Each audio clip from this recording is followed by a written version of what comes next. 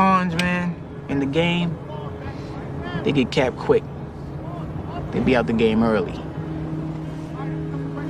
Unless they some smart-ass pawns.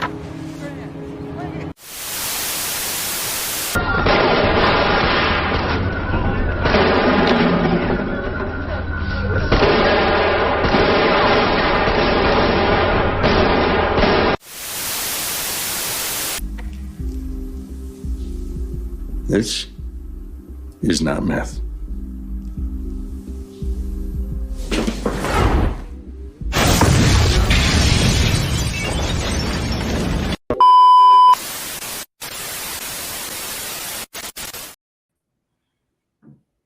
And we're back.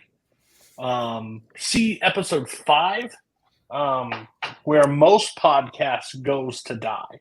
They're like, this is fun, we're having a blast. They do 5 episodes and like, well, I don't want to do this anymore. We're here. We're still consistent. And what people don't know, we're recording this weekly. Like, we are the most dedicated people to this podcast right now than ever before. So we're back. We are next 3 episodes in the Oz and Breaking Bad, and then we're finally done with the overachieving Wire that had to go 13 episodes in their first season. Ooh. I'm curious. We'll get into it, but I'm really curious. Do they change the name of the show after this? Because it looked like it ended. I don't know if they ever planned a second season after this point, but it's Game of Thrones. Everybody went their own way. But back on the show, Oz supporter, Beechard super fan, and psychopath Mike Hanley. How are you doing? He's the only person that's getting more and more excited as the episodes go because he knows what comes. So that's something, a therapist, if you ever need it, come watch this. You'll know a little bit into Mike and why he needs the help he does. But Mike, how are you and how was your viewing experience? You texted me during this. Yeah. You're having fun. Yeah. So after we recorded that last episode, the next day I watched the 3 episodes of Oz, and I did text Cody one of my favorite quotes of the series to me, said by Beecher, which we'll bring it up once we get into that. But I fucking died, and it just shows that fucking Beecher is consistent week after week with greatness. Breaking Bad, we had some fucking fun episodes. The last couple episodes, we got a couple introductions. We got a little more. We got a little more head bashing in, and then The Wire. It was the end of the first season of The Wire, which was interesting. Yeah. We'll definitely see how that goes. I'm really curious. If anybody's watching Oz for the first time and want to know why you should stop doing crime and not go to prison, look at Beecher. Perfect look. Next up, Mark Big Chillman Chaka, the man that just loves The Wire and tolerates the other 2 shows. You're on trial, by the way. Me and Matt are putting you on trial because you said some things last week that I was confused about in the moment. And the more we look into the future episodes after Peekaboo, we're really confused what you just don't like. So I'm curious, and I can't wait till we get there. But how was your viewing experience? Because this had to be the worst week that you've ever had while doing the show, because you only got 2 episodes of The Wire.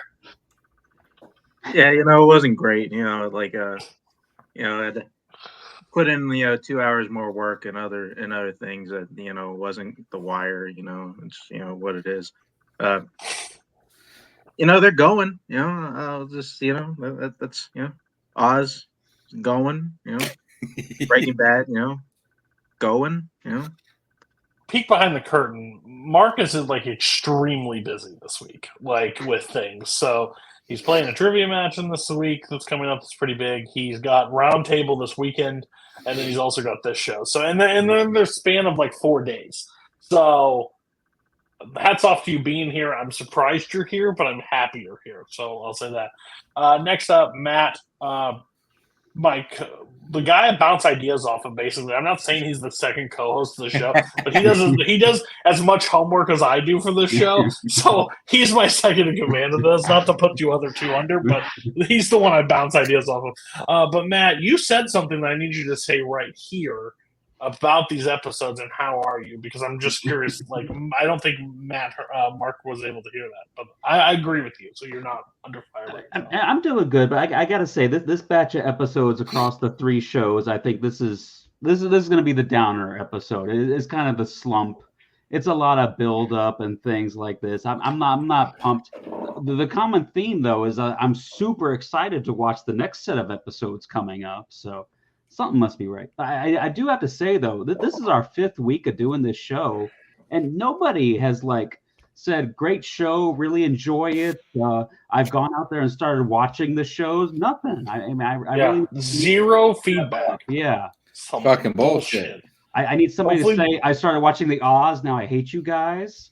Hopefully those reviews come in a little bit more around June 7th. I think we're going to see a pickup after that. I don't know, but maybe. And if you're watching this, holy shit, just go back because there's a lot more episodes. This is fun. So we're going to do what we always do. We're going to go through Oz first. Let's get the unhinged. Let's get people to either know where to skip ahead and just I'm not watching that show. By the way, I want this. I'm only saying this 5 episodes in, which I should have said this episode 1. If you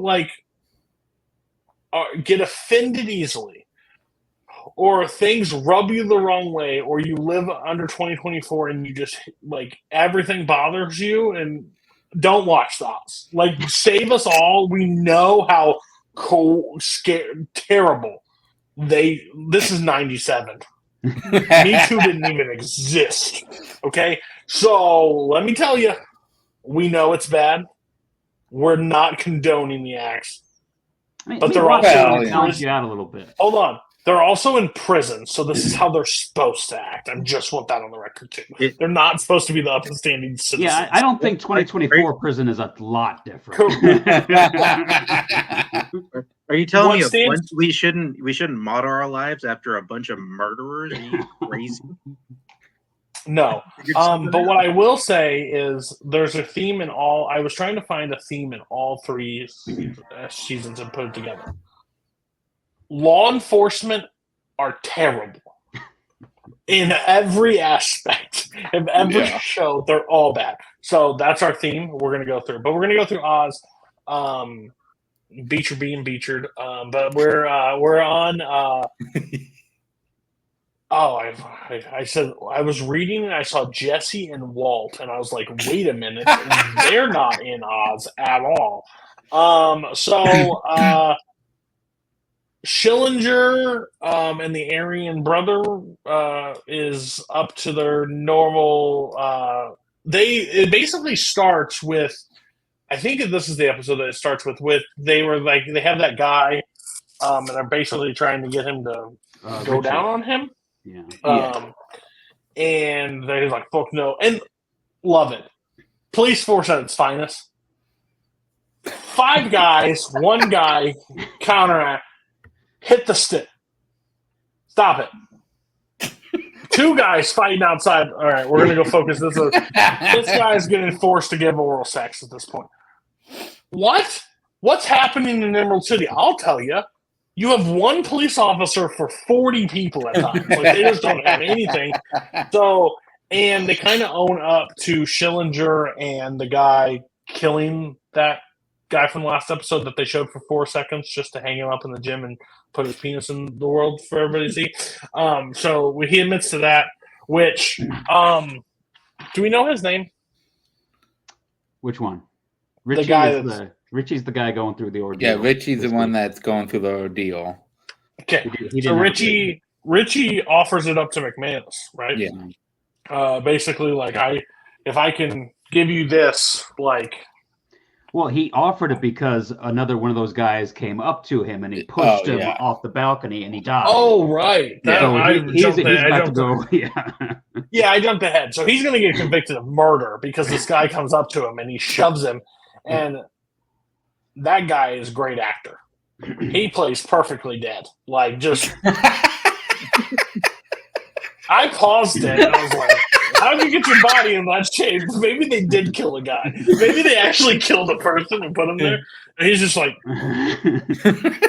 This is another example of Oz being a horrible prison, because after the first person goes over the railing, you think maybe they put some fences up or something? Put a net? What are we doing? More Like a people are safety going to net? go over that railing before this is all said and done.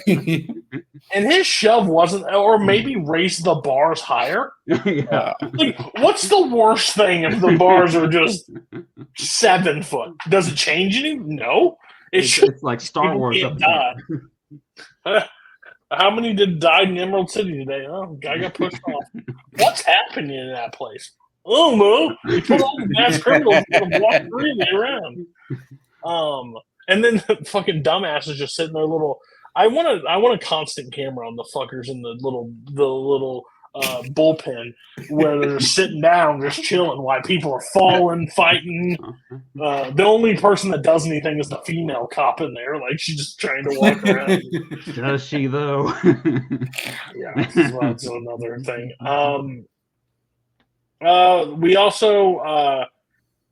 so, one of the main things of the first this episode, Losing Your Appeal theme, is Hill is trying to get his conviction overturned, which, I don't know, didn't we all watch that flashback?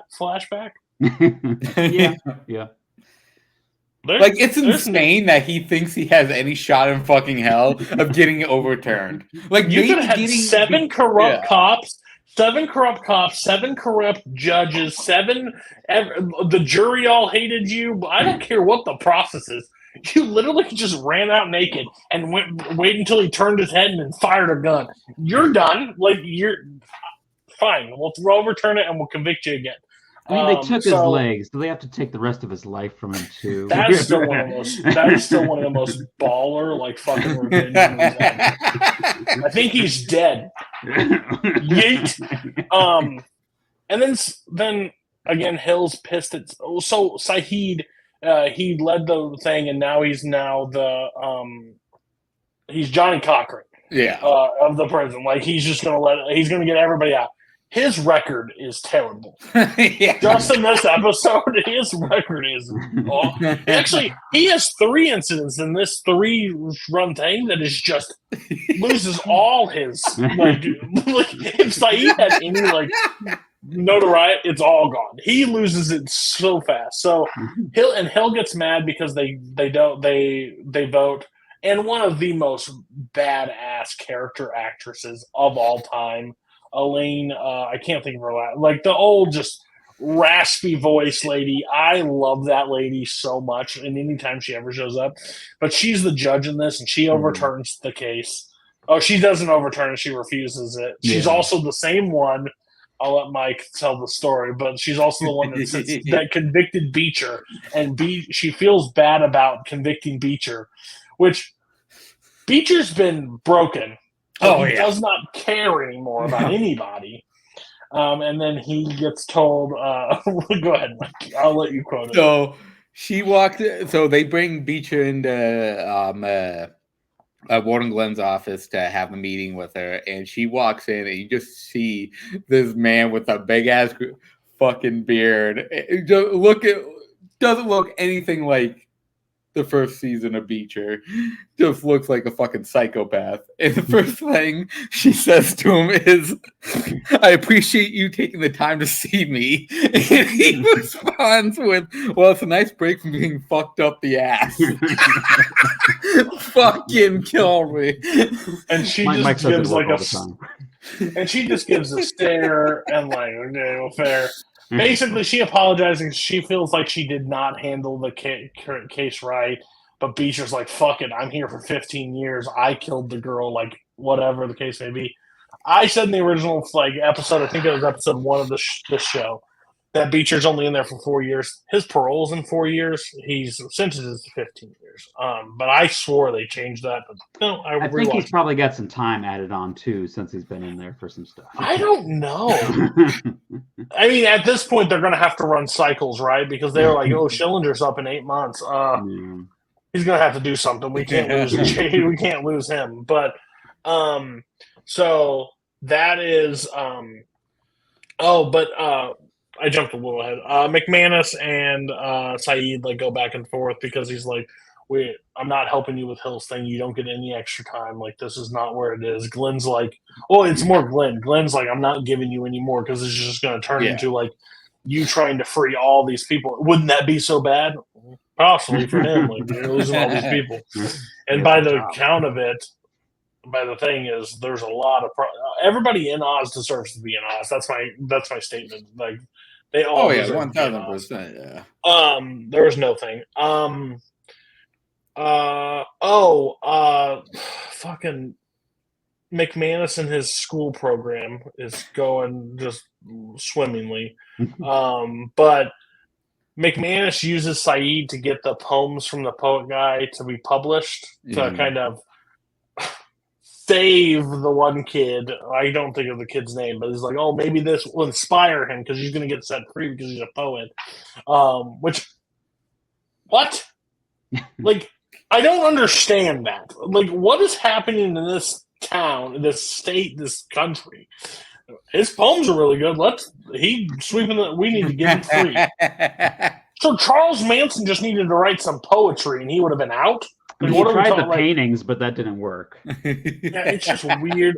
Why did the celloist get in there? Remember, he died, but why wouldn't he? He should have been like, listen to his music, get him out. Everybody's an Oz. Just take a shot every time in Oz where somebody of authority walks up and goes, "We should let him out." You don't. This is jail. Like, you don't have the right to just open the cells and let him walk. Like, what was Poet in for? I think Poe was in for a drug-related charge. Yeah. Because he's okay. So out of the worst guys in the prison, Poet is kind of like on the lower. Yeah, he's on the lower end of the totem pole. Yeah, but why? Like, again, McManus, stop putting them together. So yeah, they called the parole. They get to get him to get paroled. After O'Reilly's surgery, he's starting to develop feelings for Dr. Nathan. Ooh, that's fun. I mean, she's hot, so hats off to you. But I don't know.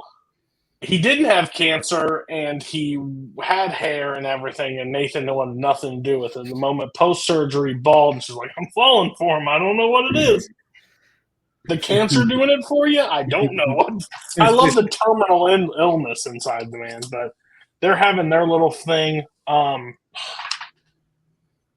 The dumbest part of Oz, and I've said this before, I was wrong, correction from last episode, the mole is on the bottom floor. Yeah. Still, what the fuck, if you put the guy named the Mole in there, check his cell.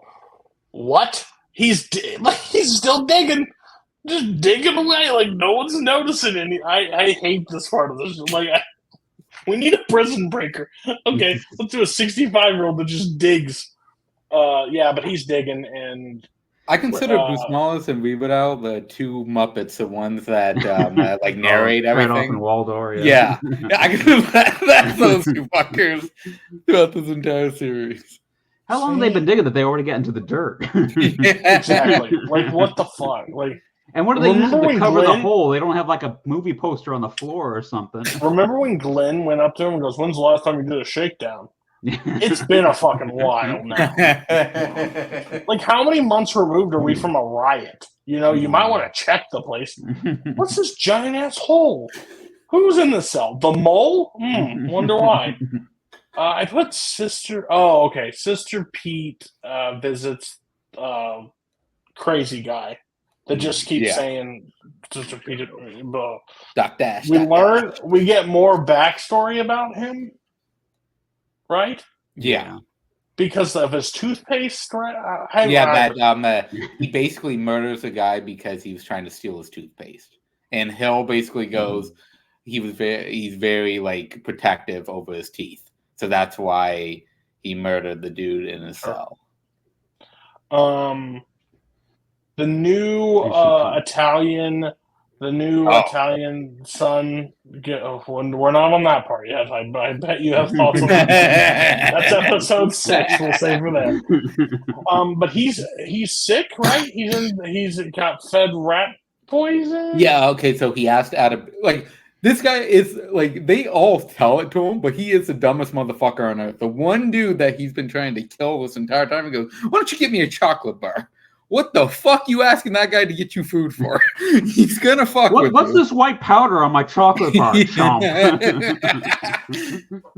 But yeah, he eats a chocolate bar given to him by Adebisi, and Alvarez is like in the mix, and he's hoping that it just takes both of them. oh, dude, Alvarez is fucking awesome. He does not want to do anything but just sit there. So he convinces Adebisi that they're partners, just so he could watch Adebisi do all the work. One of the best storylines in Oz happens. Also, Beecher gets a new cellmate, Chris Keller. Yes.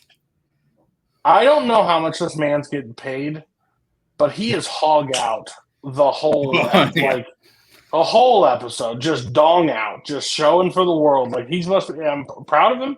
Good. I don't need to see. He's proud. I don't think he needed extra for that. No, he didn't. But holy shit! So how many times are we getting naked this episode? 3. All right. Can we do 4? No, let's just do 3. All right. They don't let me get naked on Law and Order, so this is my free time. Yeah. But he's actually working for Schillinger, which is You want to make Beecher go even more nuts? So now I have a question about that. Because I was wondering that watching these episodes, do you think that it would have been better if we didn't know that he was working with Schillinger? Oh yeah, 1,000%. We get surprised just like Beecher. Yeah, 100%.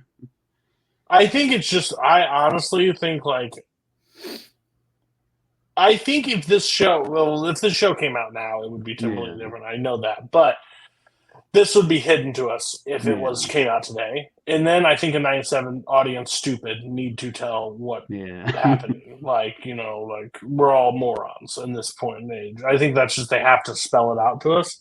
Well, also introduced in the last episode to the Aryan prison guard too, Patrick. Oh yes, yes, the big old and Patrick Starr, isn't it? The voice of Patrick Starr. Yeah, he's the voice.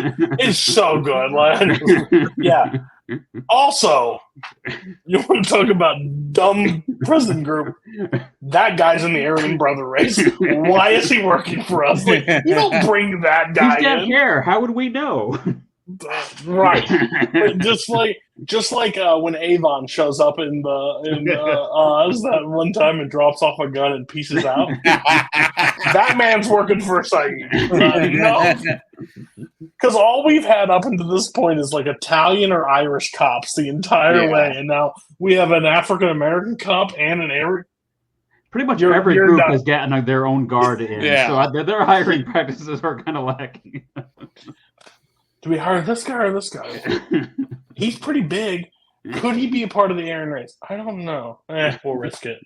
What's the worst thing that can happen? A guy dies? That's just a Tuesday. So that's basically the main point of that. Did I miss anything from episode 4? I think that's the main structure. When O'Reilly shaved his head, Adebisi gave him a little hat. I like that. Oh, yeah. That's right. He didn't wear it very much, though. Well, he can't keep it on, Adebisi. Adebisi. He had a 3-episode run here.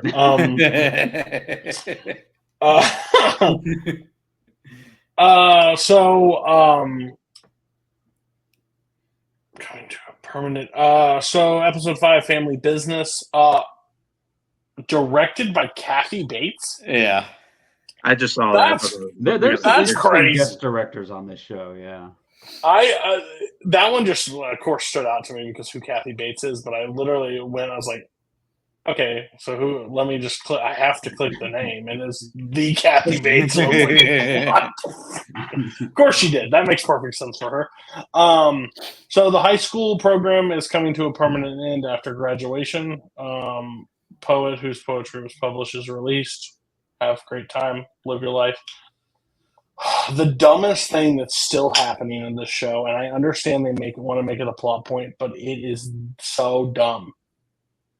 McManus finding out the truth about Scott Ross. Who gives a fuck? There was a man open, the door was open, and the man was set on fire. There's a man that was hung upside down naked and Jew carved into his chest. We are not doing any research on that shit. Scott Ross, during a riot, we are still trying to investigate. Who the fuck cares if she shot her? The governor would give her a fucking Medal of Honor tomorrow for it. Yeah. Oh, yeah, no, the Probably governor saves her life by doing it. Yeah. Like, what are we? It's this constant. Like, I think it's just to put more like tension between her and McManus. It's that, and it's also to keep showing him as a goody two shoes guy who believes that everybody deserves a right for a fair chance, either prisoner or prison guard or whichever one. So they're trying. McManus ended up on my hate list after this episode. Oh yeah. Yeah, he's like, oh, what about her? What about Scott Ross? Tell me the truth. Yeah, I fucking shot him because he shot you. Just lie for me. That's not right. Do that. Fuck, you choked a guy. You literally choked that I don't know his name. You choked him out. You literally fucked both of the female people in your unit. Here, look my daughter in the eye and tell her you're going to send me to jail. You literally caused the riot. You caused the riot. Like, you pissed off Saeed to such a... McManus, you were the problem of Emerald City. Like, it goes back down to you. I do love that she knows, like, she finds out from the other, like, SWAT guy that McManus is, like, searching around trying to... And then she still goes, I'm still going to bring my daughter and see if she wants to go to fucking dinner with us. Like, what the fuck? Do we also find it weird, this entire 3-episode run? What happened to Warden's daughter and Alvarez? Yeah, I think they kind of... That was such a huge part of the first 3, and we're like, we don't even see how Alvarez doesn't hardly even show up, and Warden Glenn doesn't even remember it. He's having to leave early. We're doing meetings. We're doing all this about the race. Nothing. I mean, there's a lot going on. He's got to go to graduation and stuff, so he's a busy guy. Hill wants to join in on the escape. Oh yeah, because they're going to be. Oh, he didn't want to join. He's just going to blackmail them to do his laundry. He's like, is the tunnel handicap accessible? I bet he can pick up some serious speed. I think a big part. We finally what Nino had on Officer Glenn, Warden Glenn, and really didn't ever show the power dynamic. Bitch son has the stuff. Well, they come to it where Glenn is going to his brother's going to turn himself in. So that's what he had on him. They're going to stop that. And he's like, you're done. You're out of the kitchen. He kicks him out of the kitchen, puts Adebisi back in charge of the kitchen. Which is also an insane concept. Like, you put Adebisi, one of the most evil motherfuckers in the world, in charge of people's food. But he's trustworthy.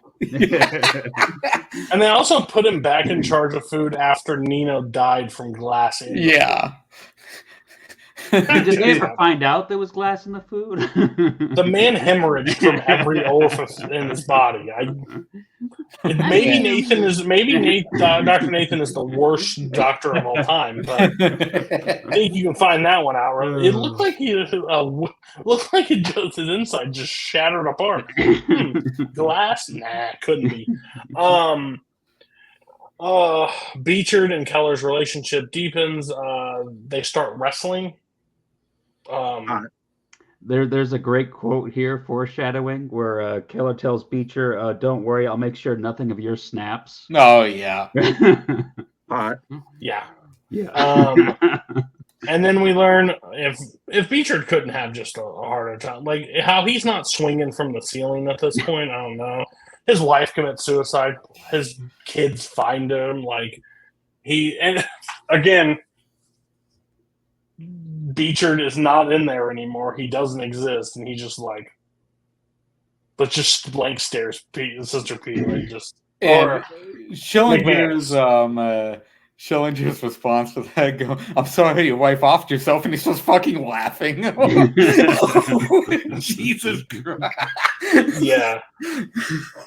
And she sent him a letter saying it was his fault too. Yeah. Right. Yeah. Sister Pete learns about Giles and saying it has something to do with her husband's death. Yeah, That's the two things. the street. Yeah. Where you find out that he's talking about the cross streets of where her husband was killed, and that Giles saw him push her husband. So you kind of get just why they have that murder happen. Love Dr. O'Reilly knows how to get Dr. Nathan to fall in love. He's going to prove his love by having Dr. Nathan's husband killed by his brother. Yeah. Oh, poor Cyril. That checks, you know. Man, now that he's out, the only thing stopping me from, not your 12-year sentence, not that you could be dying from cancer, none of that, not that you try to force kiss me and, like, make me lose my job. You're just going to kill my husband, and then I have no other options. You're the best thing, so that's... that guy had a rough go of it. First, she's cheating on him with McManus. Yeah. Now Cyril kills him. Yeah, we also want to talk. We also want to talk about that. Like, I love that Nathan, like, she found like a conscience in season 2 that she clearly didn't have in season 1. Like, and then she's sad about it, but I'm like. They did say during the McManus one was that they were separated at the time. That she was separated from her husband at the time. So we forced them back together to make the death more. What else did I miss in Family Joseph? I think you pretty much covered. The only thing I know that when it was Poet's last day, I mean, if it was my last day in prison, I would find me a bathroom stall and just lock myself in it. Oh, not only does he get in a fight with Wrangler, but he fucking he rhymes while talking to her, while he's fighting with Wrangler, which is fucking hilarious. I thought for sure Wrangler was going to try to fuck him over and get him stuck in there. Oh. Yeah, it's just Poet needs to hide under a mattress. Like, he needs to hide like Schillinger did during that riot. Like, nah, man. Okay. The episode 6. Schillinger enlists Saeed to get him out of jail. Yeah. Saeed sits through the interviews, finds out. Nope, you're getting 10 more years, buddy. I ain't putting my neck on the line. You ain't got a shot in hell. So he's back out. Then Schillinger goes, "You just set me up for this. You back out." Schillinger, they have you on recording. You're fucking, like, I don't know what you want. Like, they're screwed. So that's. But at least McManus did lie and protect the guard lady. So yeah, I still don't like it. Of course, McManus decides to not incriminate. Whatever the female cop's name is. Diane, Diane in Ross's passing. Oh, we're finally over that? Thank fucking Christ. Like, who cares? So there's something brewing in the Italian family inside there. They do not believe that he is fit to be the leader of this. There's this whole fight. Like, they're talking about taking him out. They end up trying to attack Adebisi inside the thing, 2-on-1. Oh yeah, which we have not brought up. Chuck Zito as the enforcer is fucking like, that dude is fucking awesome. He's the one guy who notoriously knocked out Jean-Claude Van Damme in real life at a bar because Jean-Claude got in his face and he fucking knocked his ass out. That is a true story. As he fell. He's just in his face doing splits on chairs. So 2-on-1, and one of the most scenes that just is out there. Adebisi bends him over the table and just rapes him. They beat him up, and he ends up in the hospital due to pain and wounds from that situation.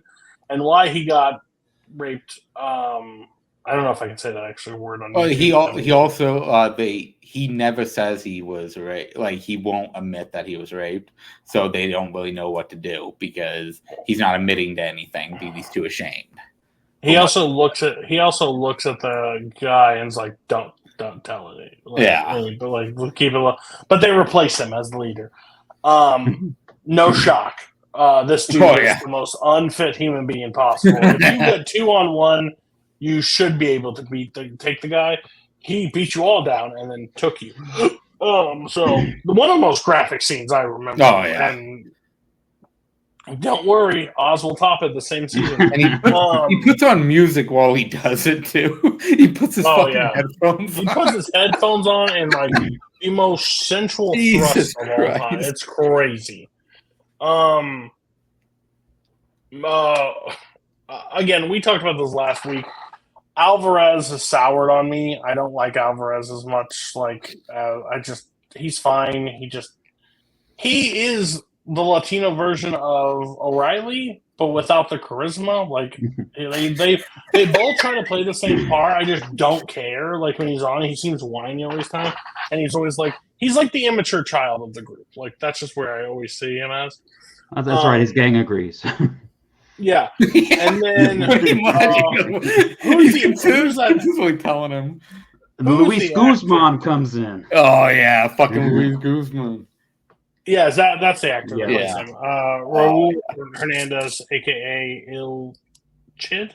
I don't know. El Cid. Wow, that was a butcher. He comes in and he comes into Alvarez.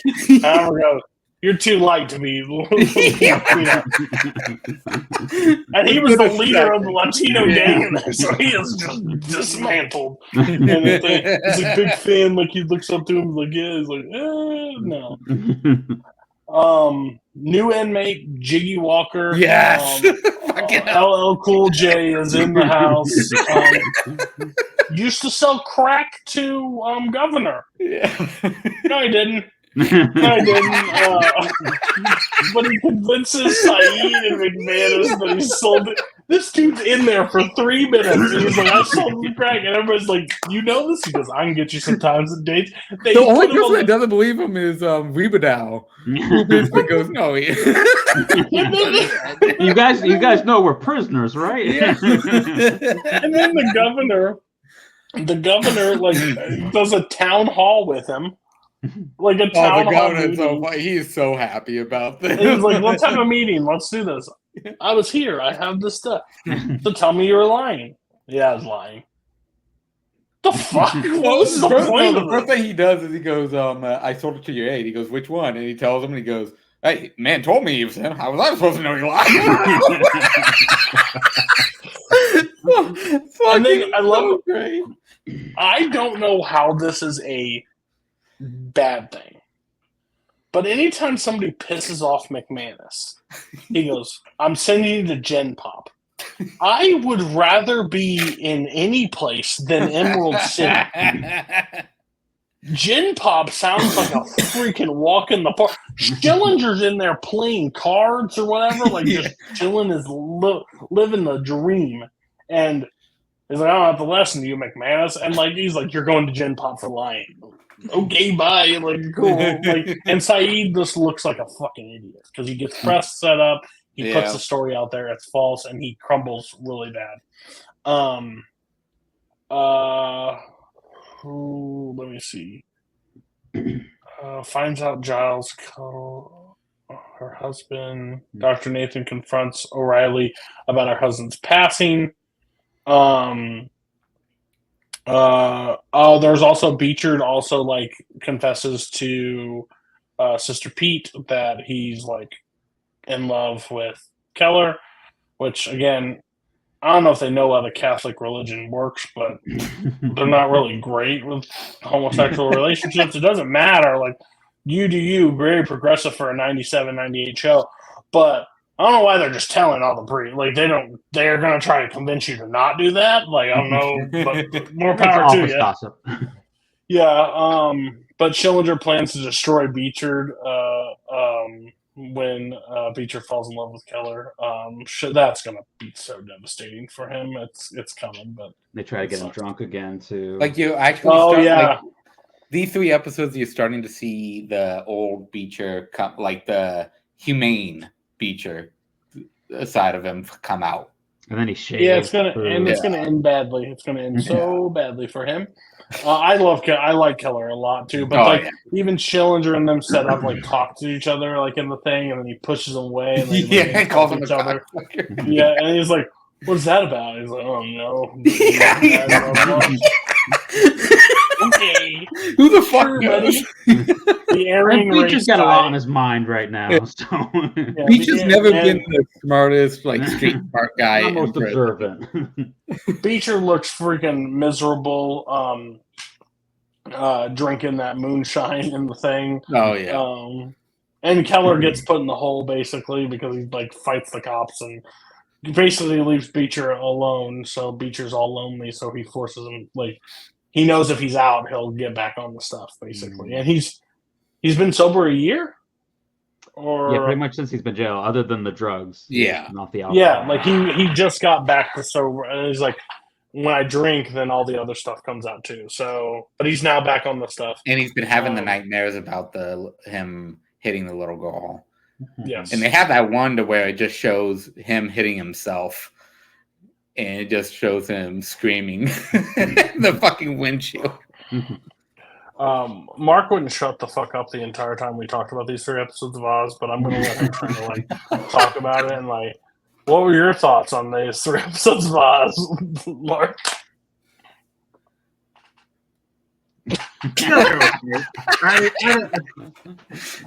It's just He loves like- doing the show, guys. Listen, I like a couple aspects about the show, and the rest is kind of there. Like the O'Reilly stuff, all right, kind of like the Beecher stuff, very interesting. Beecher is by far my favorite character. Everything else, I'm just like, what the fuck is going on? It's just like, it's a show where like just like shit's happening. Like, oh, there's the baby killer lady is like trading love notes of Adebisi. Okay. Oh yeah, that's right. Yeah. We believe LL Cool J was selling crack. What? Like, and there's these guys digging a hole out of the prison. Sure, all right. Like, it just feel like there's a show that just feels like things are just kind of happening, and I'm like, oh, all right. Like, I'll be here for the characters that I like, and then the rest they were just gonna have like these weird moments that just kind of go. So what you're saying is you're having a great time. Oh, yeah, and then we also got good old Augustus Hill, you know, getting whatever lines he has. Oh, I'm gonna pretend to be a baby and like something about being on a bed of roses and getting stuck with the what the fuck ever, man. Like You hate the narrations. it's just like the writers, like, hey, I know, like, it just feels like a writer just sticking his nose in. It's like, well, I got like this cool little monologue, but I got nowhere to put it. Like, oh, I got it. We'll just stick it in this narration pocket. Like, so you know. Okay. We good to move to Breaking Bad? Yeah. All right. Breaking Bad.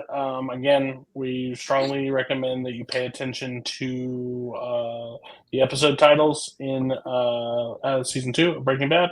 This one, episode 4, called Down. Walt and Jesse meet at the gas station. Basically, Walt saying, fuck off, Jesse. My family's been through so much shit at this point. Like, we don't have anything doing right now. I need some time. That would be great. But Jesse doesn't have time. His parents, basically, his parents meet him at the thing, and they find his laboratory, as his mom calls it, and says he has to be out of the house in 72 hours, or they're going to call the cops. I don't think Jesse takes this serious. He doesn't, clearly, because his mom shows up the next day and is like, Mom, like, I shouldn't have done that. Like, I'm going to clean. No, get the fuck out of this house. Like, you have to be gone. Like, nothing. So Jesse, like, goes through this whole thing of, like, trying to find a place to sit. finds this random friend that we've not seen before, but like it has this random friend that has a kid and his wife. Wife comes home, finds Jesse Pinkman in the house. Takes 3 seconds to be like, yeah, he's gonna stay for a couple of days. Can I talk to you real quick?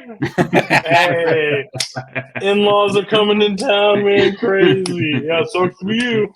He ends up breaking back into the place where it has his the RV. RV, and but before that, he crashes through a porta potty. Yeah. And just shit just piles all out and just things. So he falls asleep in there.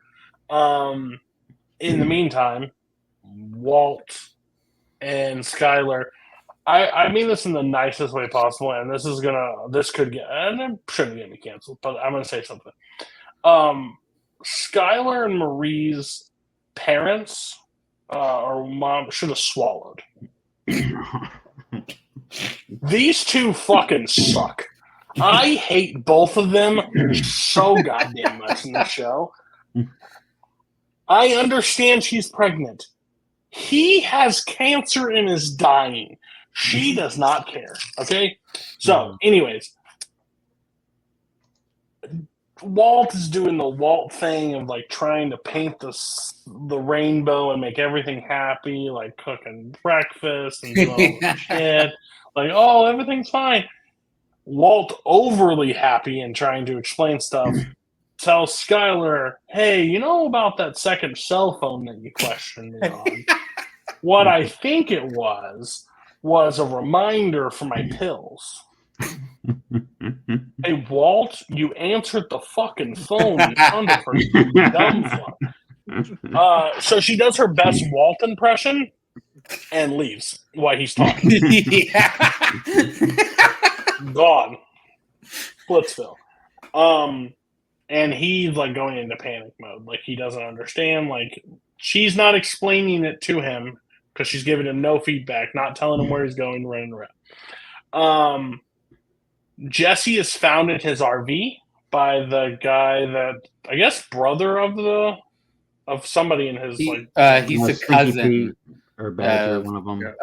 Badger. He's a cousin of Badger. Cousin of Badger. Yeah.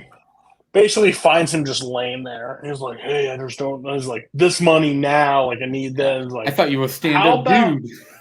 How about not now? Like, how about I just fucking sell your shit for you? Blah blah blah. Instead, he ends up getting on the phone talking about. He's like, I got this thing in this barrel, like half full, like methylene. How much would it go for? Jesse hops back over the. He doesn't hear the call, but he hops back over, fucking drives the RV out of it, like fucking steals the bit, breaks the gate, everything. So Jesse gets back out.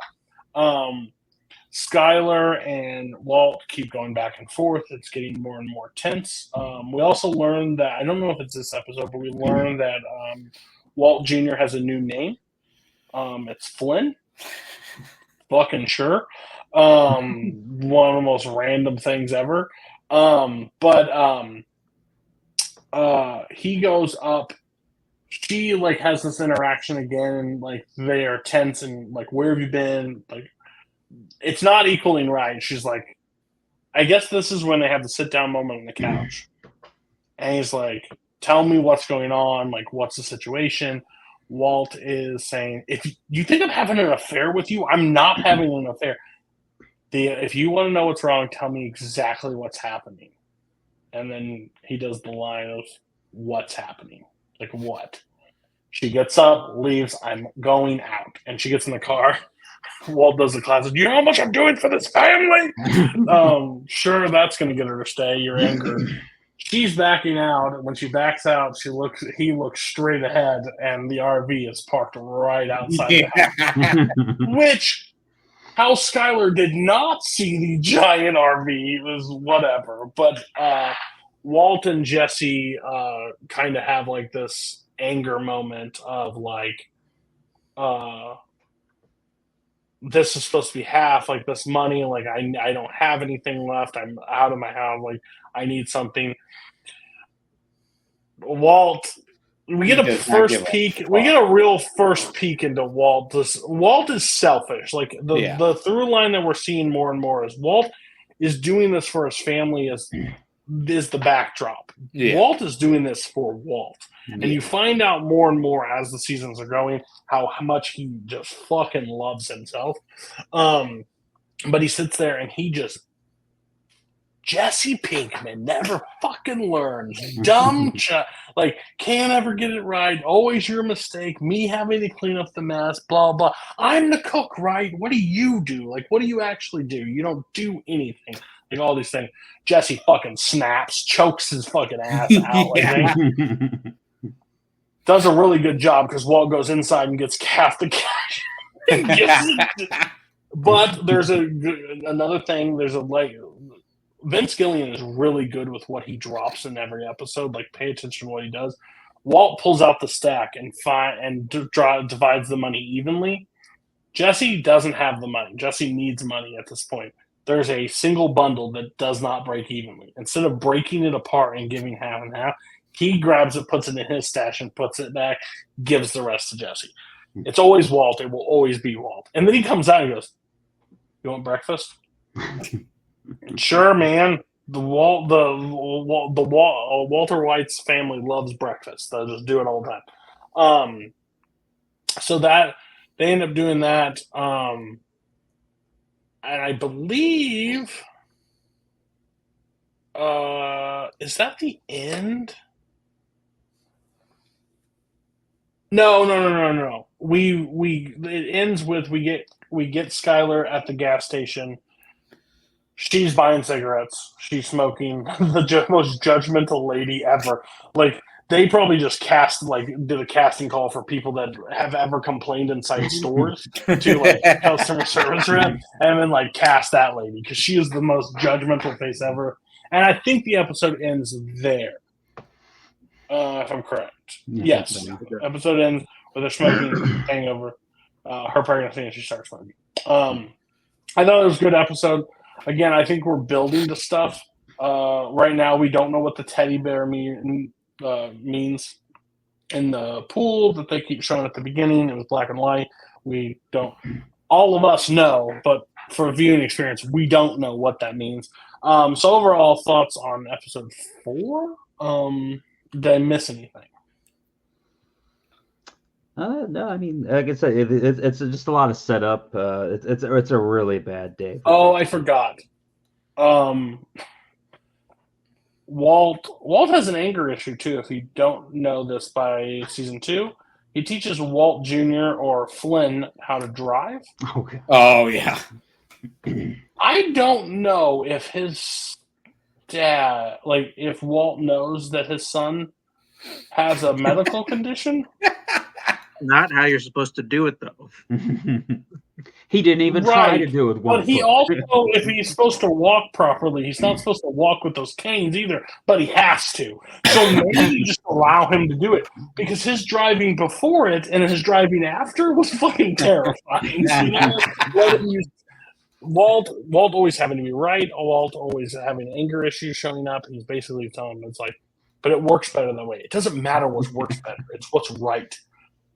Okay, fuckface. No wonder I'm going by Flynn now. So yeah, did we also meet his friend for the first time? Is that the? Oh yeah, that's Yes. I still think that Flynn paid this random dude to just show up at his house and go, "Yeah, you're my friend." Yeah, 100%. So what did you guys take? And Mark, if you're just wanting to wait for the wire, you can wait for the wire. I'm just curious.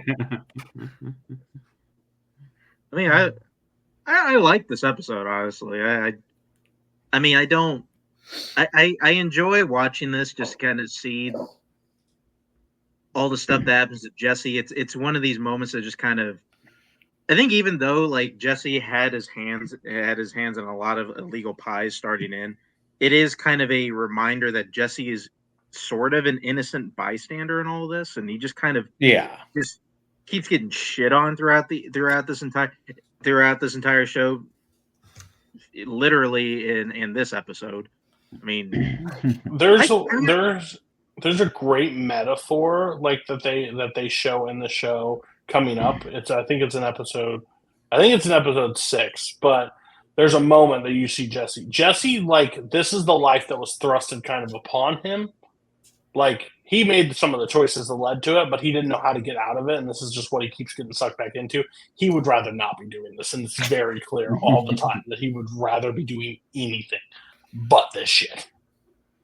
But go ahead, Mark. Sorry. I mean, I only want to point out just a little bit of this, like at least towards the Skylar hate. She's only doing the same shit that Walt has been doing before. Like, she's not talking to him. She's not communicating. He wasn't doing that either. I mean, I don't want to be like the Skylar was right guy, but like I don't. Well, Skylar's right in this episode. Oh, yeah, I don't think she's like oh here. I mean, this guy pretty much raped her like a couple episodes ago.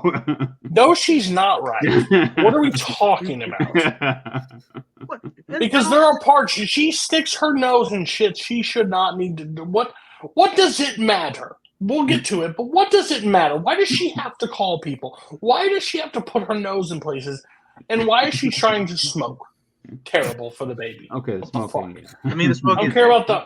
I don't care about the mess. Wanting to know things about her husband, Mhm. like who's gonna be dead in a year. Mhm. Not only that, but her husband has been understand that. Like, come consistently on. lying to her throughout this time. So she's tired. of He it. tried to come up with that bullshit Yeah. story about the. Well, that it was was my a alarm reminder, for my like- medicine. You dumb idiot! It was my Whatever, alarm. dude, all right. And it's got cancer, okay, guys? Exactly. Like you know all this bullshit about chemistry. You're telling me you can't work your phone? Like, what do you? Okay, I can't defend that one. I can't defend that one. I mean, there are going to be episodes where Skylar is not in the right. Yeah. Let her have a couple episodes. Nope, not this one. Yeah, the Will not. in a year or so. Mike and Matt.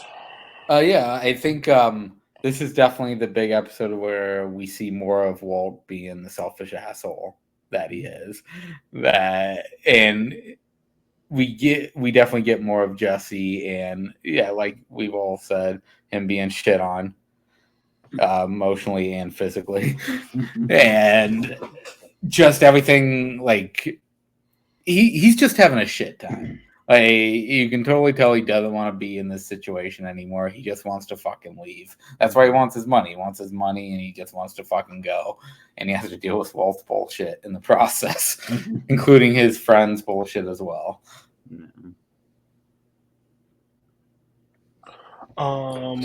Matt, did you say anything, or are you good? Yeah, You didn't like we this pretty much episode. covered everything. I mean, it's a lot of setup. Yeah. This all right. this episode could have been an email.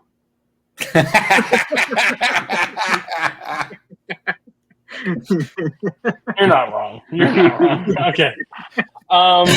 So next episode 5, Breakage. Walt finishes his first round of chemotherapy. Told when he's learning the 2-month time where his baby is due. However, Walt's feeling overwhelmed with the medical bills. Walt's 3-day in the hospital cost $13,000. And the money he made from Tuco is running out while he's doing it. He vomits in the toilet from the chemo thing. Toilet clogs up. Pack of cigarettes come flying out. He's curious. Doesn't know what, but clearly it wasn't him. So that's that. Jesse returns to the storage yard to be good for his word. He pays for the towing and the repair of the fence and everything, and then he's going to store the thing there for $500 a week. Highway robbery. Next, he rents an apartment. This is like my kids when they get like any kind of money. That fucker's just gone tomorrow. Like, need this, 3 things of ice cream. No, what? I have it. Need to spend it. So he just spends car too. Yeah, well, yeah. So we get our first Jane running the apartment. He's renting it. She asks a very thing. I just need W-2s, pass the thing, landlord, all that stuff. I ain't got shit for that.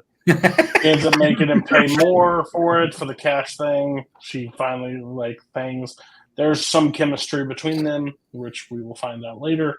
But eventually goes with the cash offer. Walt and Jesse soon start up RV and cooking again. Jesse makes the best point ever. Why the fuck are we doing this when you weren't happy with the amount that we were bringing in prior? And now that we don't have a Tuco, what are we supposed to do? Walt goes, well, you just sell it. What the fuck? I got the DEA up my ass. What do you think I'm going to be able to accomplish? So he's like, oh, okay, well, maybe not. But and then Jesse has the great idea that what if I start a Tuco organization? Cool. The people he gets to lead are the dumbest motherfuckers possible. It's probably the first drug cartel that started with chips and soda. Yeah, right. It's like, and then he basically breaks down. He's like, it's Skinny Pete, it's Badger, it's Combo, and they're all sitting there, and he's like, 2,000 per ounce. They're like, what the fuck? Like, it's gonna go for only 15 cents. He's like, this is the premium stuff. They'll pay for it if they need it. They get to keep 500. The rest comes back to him. That's the whole main thing. Hank gets a promotion. He gets now he's going to split time with El Paso, but the killing of Tuco is giving him PTSD. Basically, he's not sitting well with it. He's going to go out to lunch, but he has a panic attack inside the elevator. That's our first glimpse of him having a panic attack. Again, kind of like. The show's very interesting how it works. It's like these people are not made for the life they're really in. If we're being real, like Hank's a police officer, he's a good cop, but not made for what he's in, and it's showing, basically. They have a celebration at Hank's for the promotion. Skylar demands that Marie apologizes for the fucking thing. Marie and her best thing, you shouldn't have returned it. Cool. She ends up breaking down, and they both apologize. The big crux of the thing, Jesse dealers are while selling meth, Skinny Pete gets robbed by the best meth actors of all time. Meth actors. Like, if you've ever seen a Cops episode and these people pop out, yep, you clearly see it. They end up robbing the cops. Skinny Pete starts running with this woman. They get inside by knife. Skinny Pete gets robbed. Jesse goes to drop off the money. Who can you trust? Yeah. Jesse goes to drop off the money at Walt. In that main discussion in episode 4, when they're talking about the district, well, in this episode, when they're talking about the channels, you cook, I sell. Like, this is the power dynamic. He ends up dropping off money. He's $1,000 short to Walt, and Walt's like, curious. 16 ounces, supposed to have 1,000 per ounce. Please tell me why I don't have $1,000. And they're like, well, he got robbed. Well, when Tuco got robbed or something, he beat the fuck out of people. He did this. So what's the thing?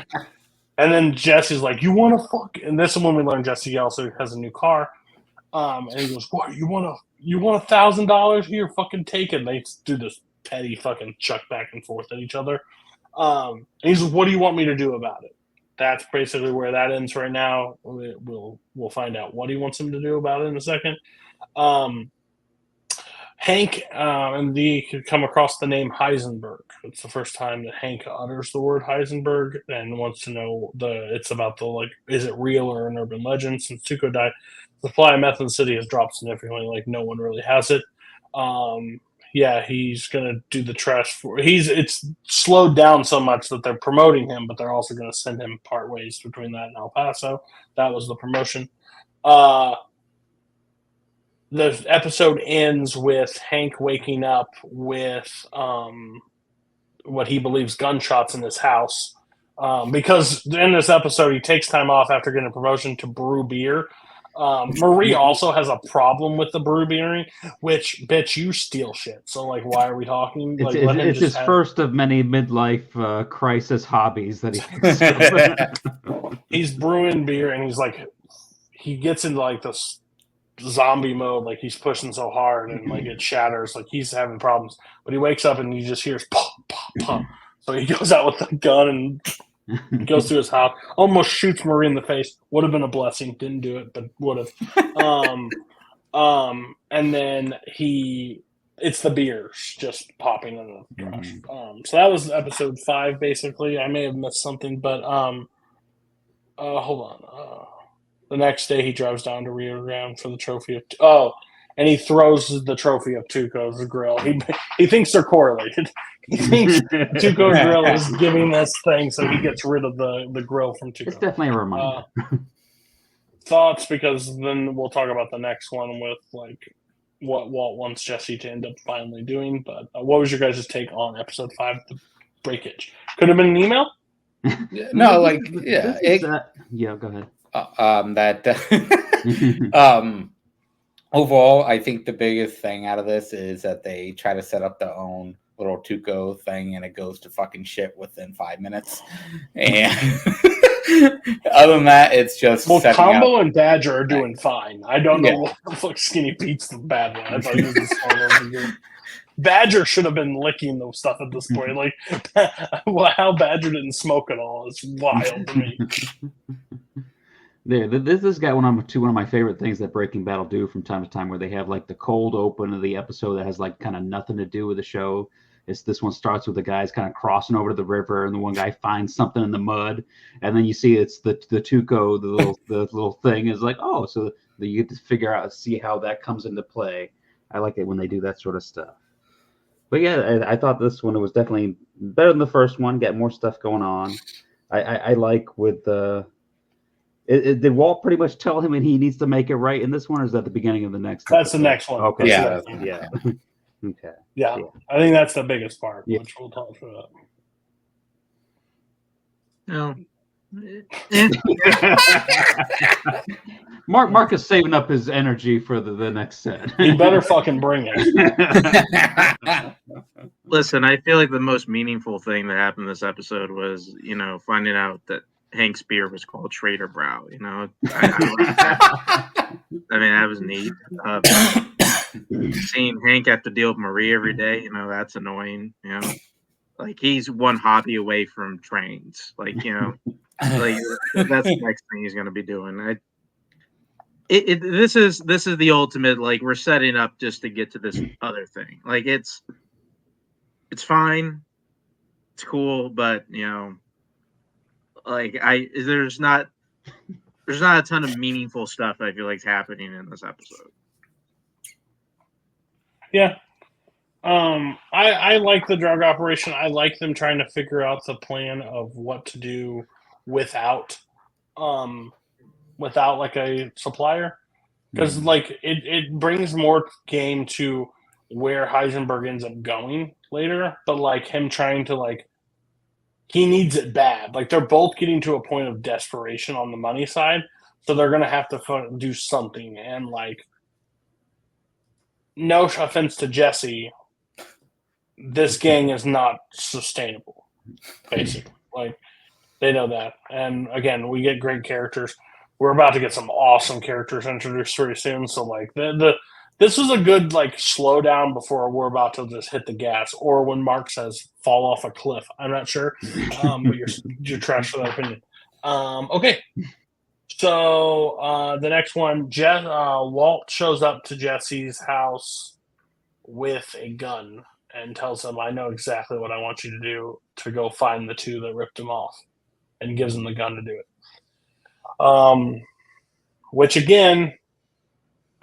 So Skinny Pete, he gets the information from Skinny Pete. There's a great metaphor that happens, or great like symbolism. What happens? There's a bug on the ground.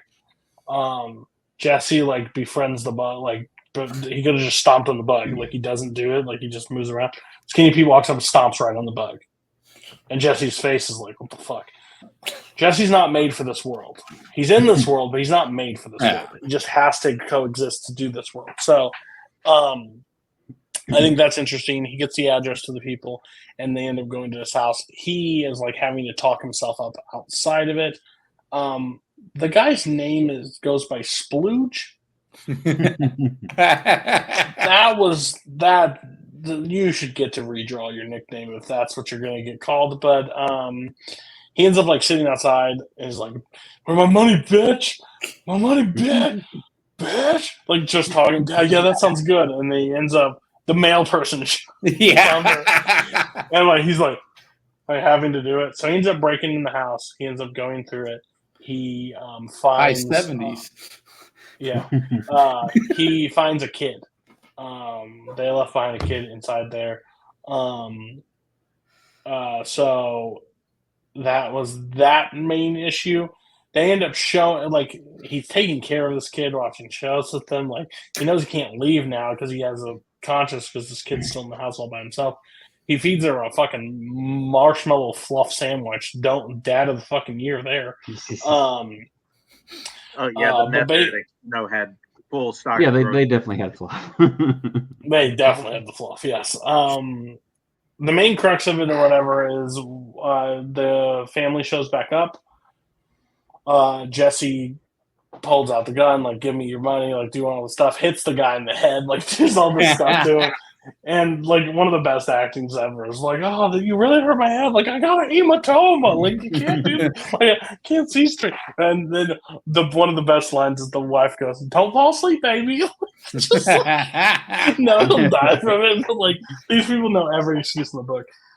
He ends up, like, saying, like, they're like, we used it all. You smoked an ounce in a day, like, please, like, not a shot. Empty your, like, either bend over and pull it out of your ass, or I'm going in there with pliers. And so they end up pulling stuff out. They've used some clearly, but he's not leaving. He'll make sure they never get high again, nothing until they get the money out. The guy claims, like, he's like, oh, I got this thing. I got an ATM. It's a victimless crime, so it's covered by the agency. It's victimless. We see a flashback of that ATM. There's a man dead in the thing. Not only a victimless crime, but he goes, that's my bank, yo!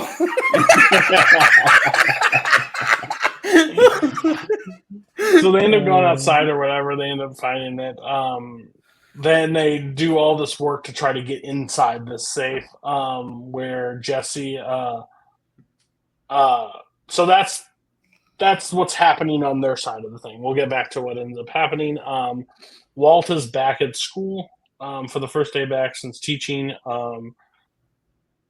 He's during that process when he leaves for school, wife of the year, Skylar calls Elliot and. Well, she called first, but she didn't get to it in time. So then she got. Yes, but calls her back. Yeah. He ends up saying, thank you so much for doing what you did for Walt's surgery and covering it. Gretchen's like, no, what? But doesn't say it like, yeah, no problem. We need to Walt. Walt like shows like a sign of like his like he does it in a joking manner, but he's with Walt Jr. And he's like, well, who did this? Like because he comes out to his car, he sees a flyer. It's making fun of Walt. And he goes, who do you think did this? Well, I have a few guesses. Well, let's find him. We'll strip him naked, beat him down, bury him in an anthill. I've seen it in a movie once, like all this stuff. I'm like, yeah, okay, fucking crazy dude. So they kind of have like a father moment. He pulls into the house and he sees a Bentley outside, which is Gretchen's Bentley. Walk inside. They're like, oh, hi, hugs, blah, blah. Gretchen's like, I gotta get the fuck out of here. Like, I didn't pay for this shit. Walt's home, like, all this stuff. They end up, like, Walt goes outside, talks to her, and goes, hey, we will, let's just talk about this. She just drives away, like, instantly. They end up meeting for a lunch.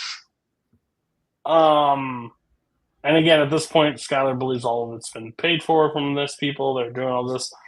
We get a first glimpse into what happened with Gray Matter and Walt and why Walt's not included in it. And we also see Walt's pride show real high in this one where she's like, we will still pay for it. Like, we will have no issue paying for it. But you told me no, your insurance couldn't cover it. Now it's not covered, but then you told your wife it is. So please explain that to me, Walt. And he's like, it's the least you do of owing me for what you did in Gray Matter, like kicking me out. And like, they go back and forth, leaving, and shit. He leaves with saying, fuck you, right? Like, he's like, tells her to fuck you. And she ends up leaving. He goes back home. Skylar gets off the phone with Gretchen, and they are no longer going to pay for his medical things. Walt says, "Yeah."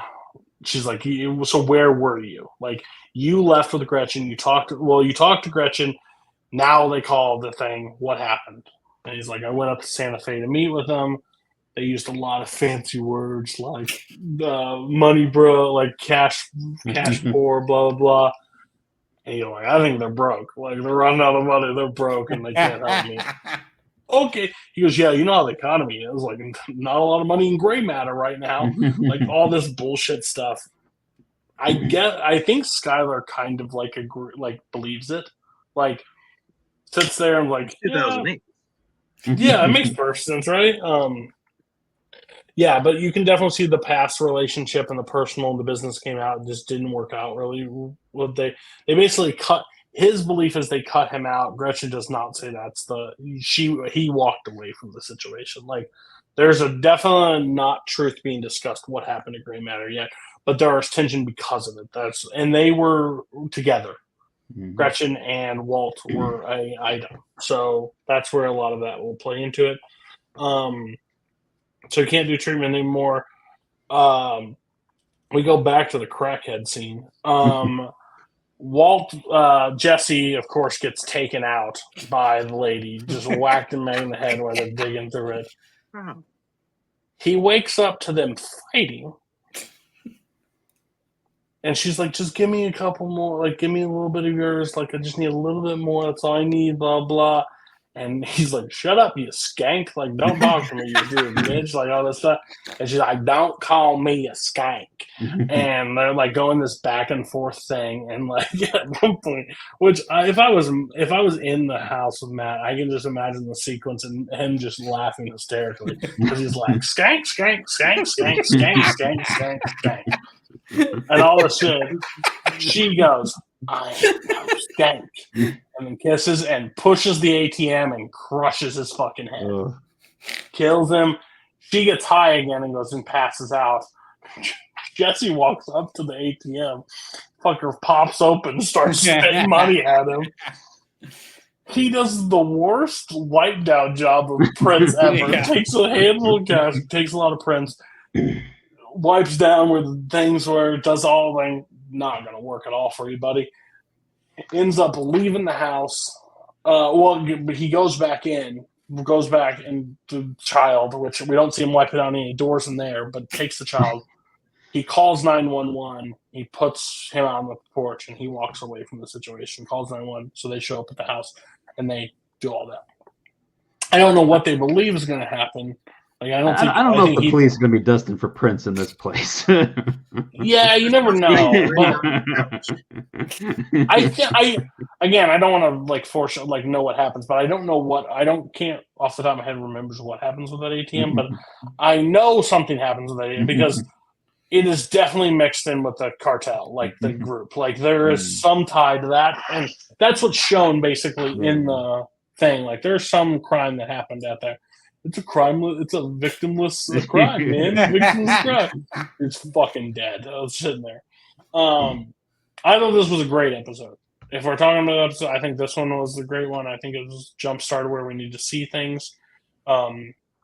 Basically, we see that we get more back into the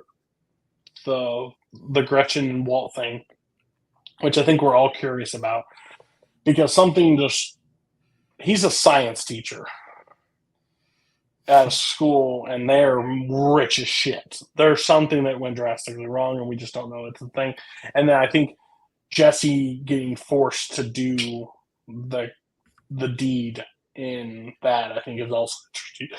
So what would you guys take on Peekaboo, which he plays Peekaboo with the child, so that's why the name is there. So this is definitely the highlight of the 3 episodes. We get a lot of fun moments.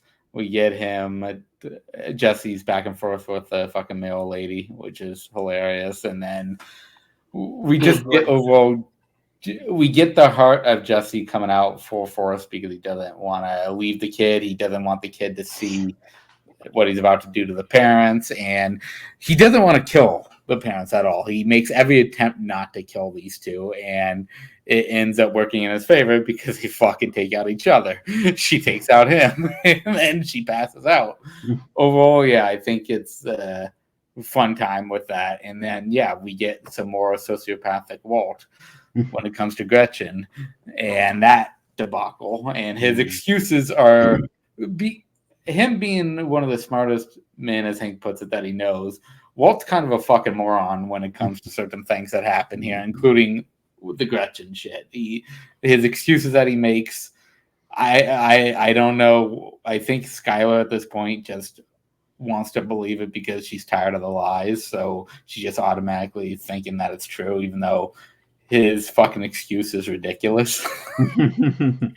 But yeah, overall, definitely the highlight episode out of the three. Yeah. Mike, what's the name of Chucky's kid in Seed of Chucky? Oh, Glenn. That's what that little kid was. Yeah. Oh, yeah. 1,000%. Yeah. Yes.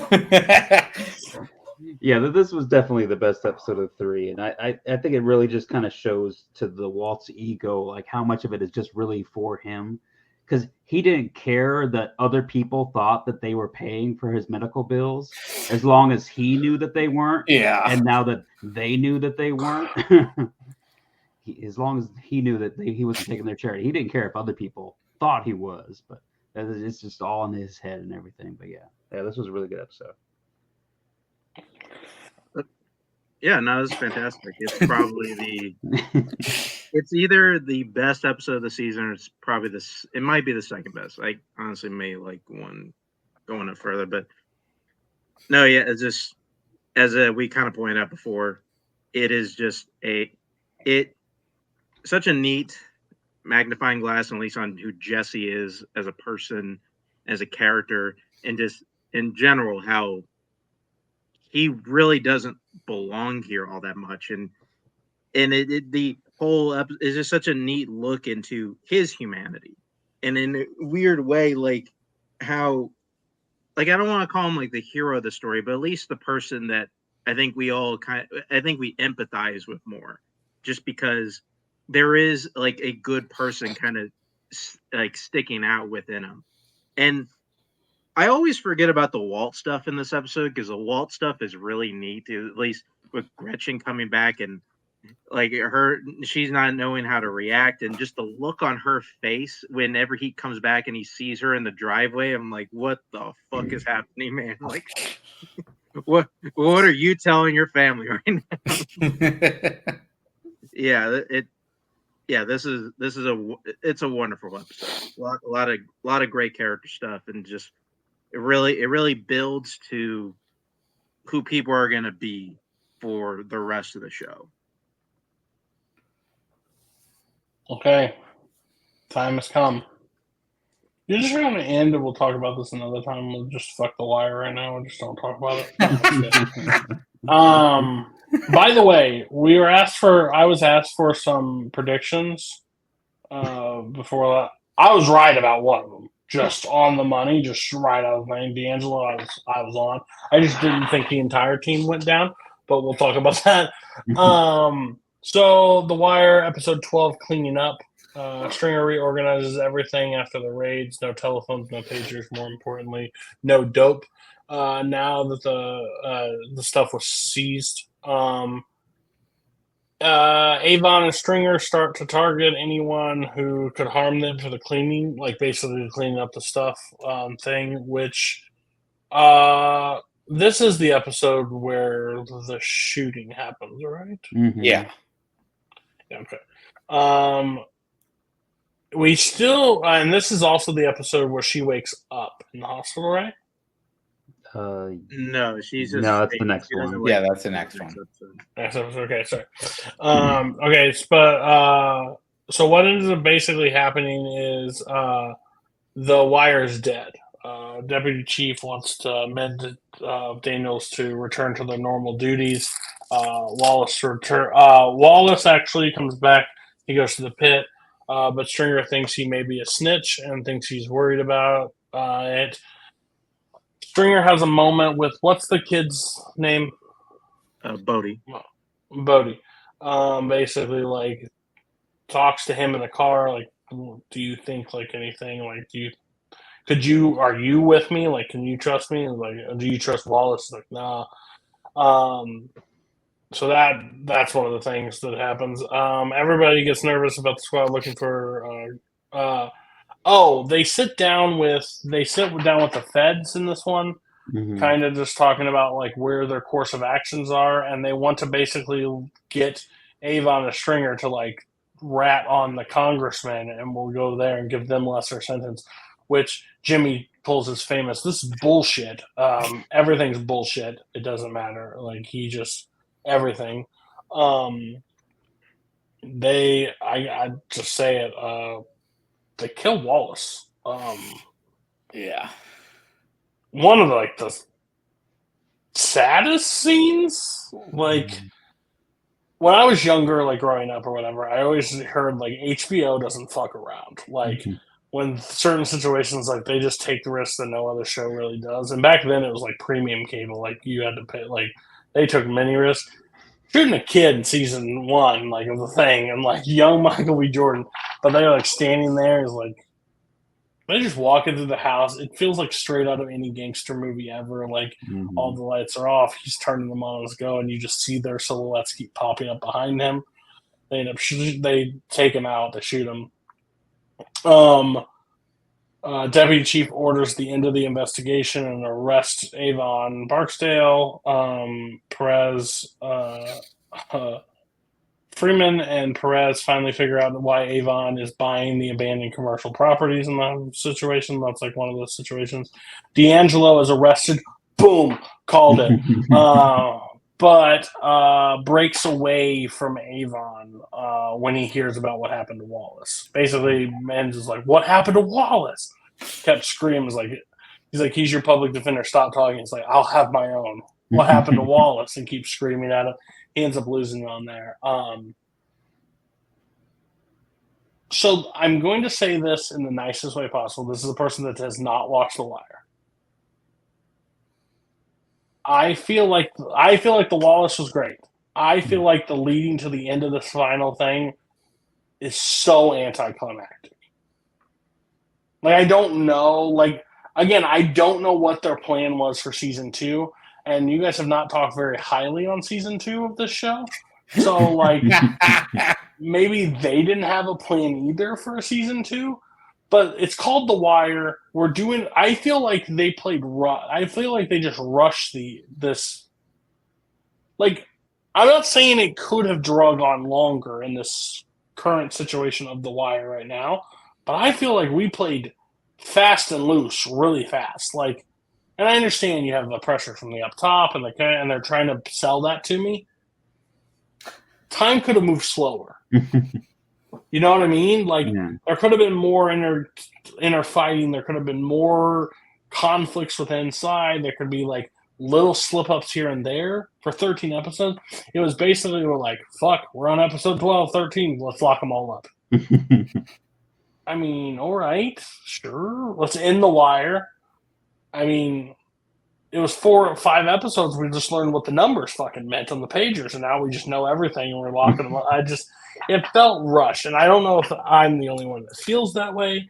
If this is considered, because they're highly rated, episode 12 and 13, and I don't have a real problem with either episode. I guess I just didn't want this version of what I'm seeing to be done in one season. I wanted it to be like a long, drawn-out play. Like, I think that would have been more interesting, but am I one of the only people that feel that? Like, you guys have seen this, so you guys know more than me. I'm curious. No, I think that it's definitely anticlimactic. We do get the Wallace death, which is definitely very sad, and how they do it is brilliant. Like how they set it up, how it's shot, and how the actual shooting occurs with him firing one shot and letting him just sit there, and then taking the gun and shooting him in the face, and then just walking away. I think. Also, he's a bitch in both shows. Just to throw that. Oh out. yeah, The guy that kills him, he's a bitch. I hate him in both shows. It's crazy. He also doesn't age at all. It's great. Like I know this was like 97, 2000. He don't look like he looks like he's the same age. Like, but go ahead, sorry. But yeah, 16 in both shows, so yeah. overall, I think the death of Wallace was definitely the highlight of the episode overall. But yeah, it's definitely anticlimactic from what we get to season 2. I feel like the killing of Wallace was like just to put something dramatic in it. Like, Oh no, yeah, don't get me wrong. I think Wallace is like that's a perfect kill off. Like that and put my jaw in the throat. Like, I was like, whoa! But like, it didn't carry the weight for the rest of the thing. That's my biggest issue with it. Like, it felt like a wasted death in that situation because basically all the characters we built up to know are like, if they are, I mean, there's going to be something that comes up. Obviously, the show has been successful and it's highly regarded. But like, I don't know what the fuck they were doing. Mark, defend your show. Yeah, I'm not going to disagree with you that it is a bit anticlimactic, but I do think that is kind of the point. Because throughout this entire season, that it's been made pretty clear that they were never going to be able to do this case the right way because nobody cared to do this case the right way. And the moment like we are starting to get to like just the real meaty part of the case is when they're getting shut down, when they're going after the money. Because once they start, because that was like kind of the really neat, some of the neat parts of this episode is whenever they start asking about the money and they have that meeting with the senator, and the senator, like fucking Clay Davis, he's just the fucking best. Like he just wants to just like wants to fucking kill Daniels for even bringing up the money. And Rhonda goes into that meeting with another person in there who's like, listen, just so you know, we gave some of this money back. It was like I didn't even ask about this. I don't know why you're telling me. Like they were never going to be able to do this the right way because nobody wanted to. And kind of like I don't really want to get in too much into this because I think it kind of goes into what happens in the finale. But I do think this kind of goes in the way that I think an actual big case would, especially with all of the city politics that are involved. And, just piggybacking off of the wall. So the wall stuff is, it's maybe one of my favorite kills, like just any TV show. Just, I love the fact, not only like is the wall stuff built so well, but I love that they get Bodhi and Poot to do it. That it's his buddies throughout the entirety of the show. And even though Bodhi talks a big game, he's also the one like who's kind of shaking in there, doesn't really want to kill him.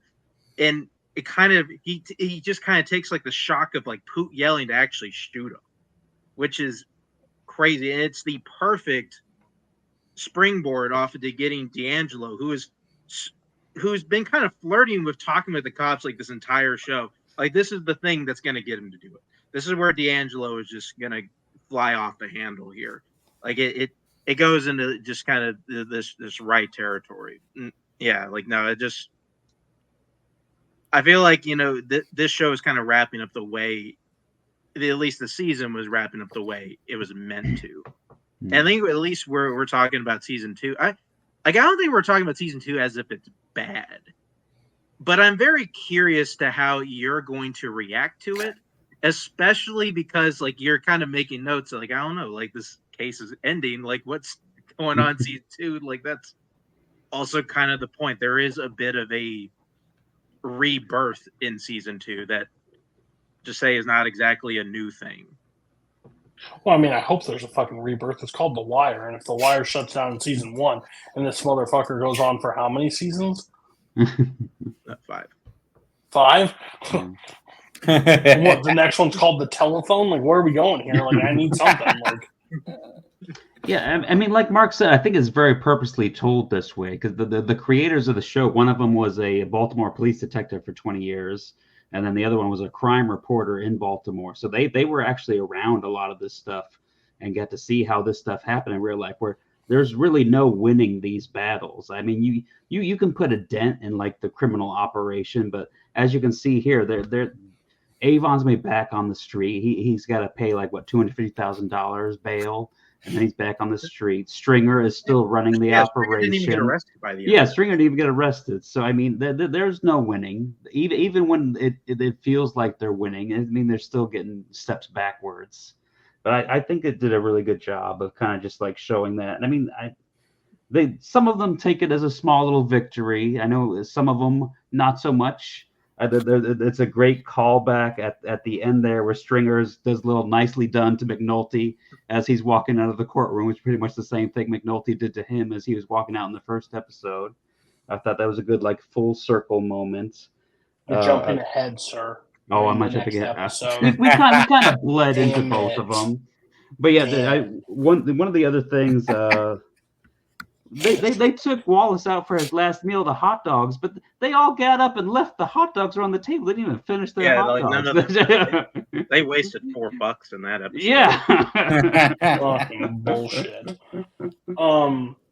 What I will say is, regardless how many times we do this show, and like we've already talked about, like next what we're planning on for next, my vote is give me a show that's highly regarded that I've never seen before. Because me unpacking this week to week is something I'm just like, what the fuck? And you're all just sitting here like, yeah, just wait, there's something else. I'm sitting here the first time, like, what the fuck are we doing? So pointless.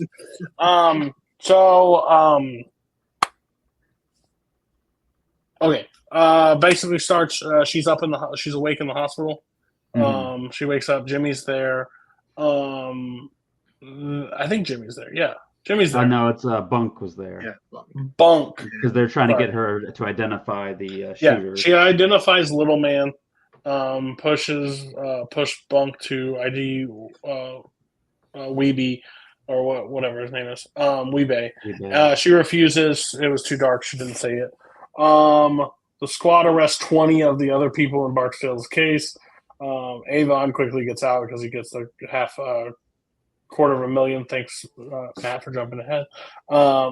He and Stringer meet with Levy in the underground garage. It's the only place that's safe to talk at this point with them. All around them. Avon and Stringer go to the funeral parlor where they're going to set up their new office. He's back quickly, Avon says, before we lost the towers is the line.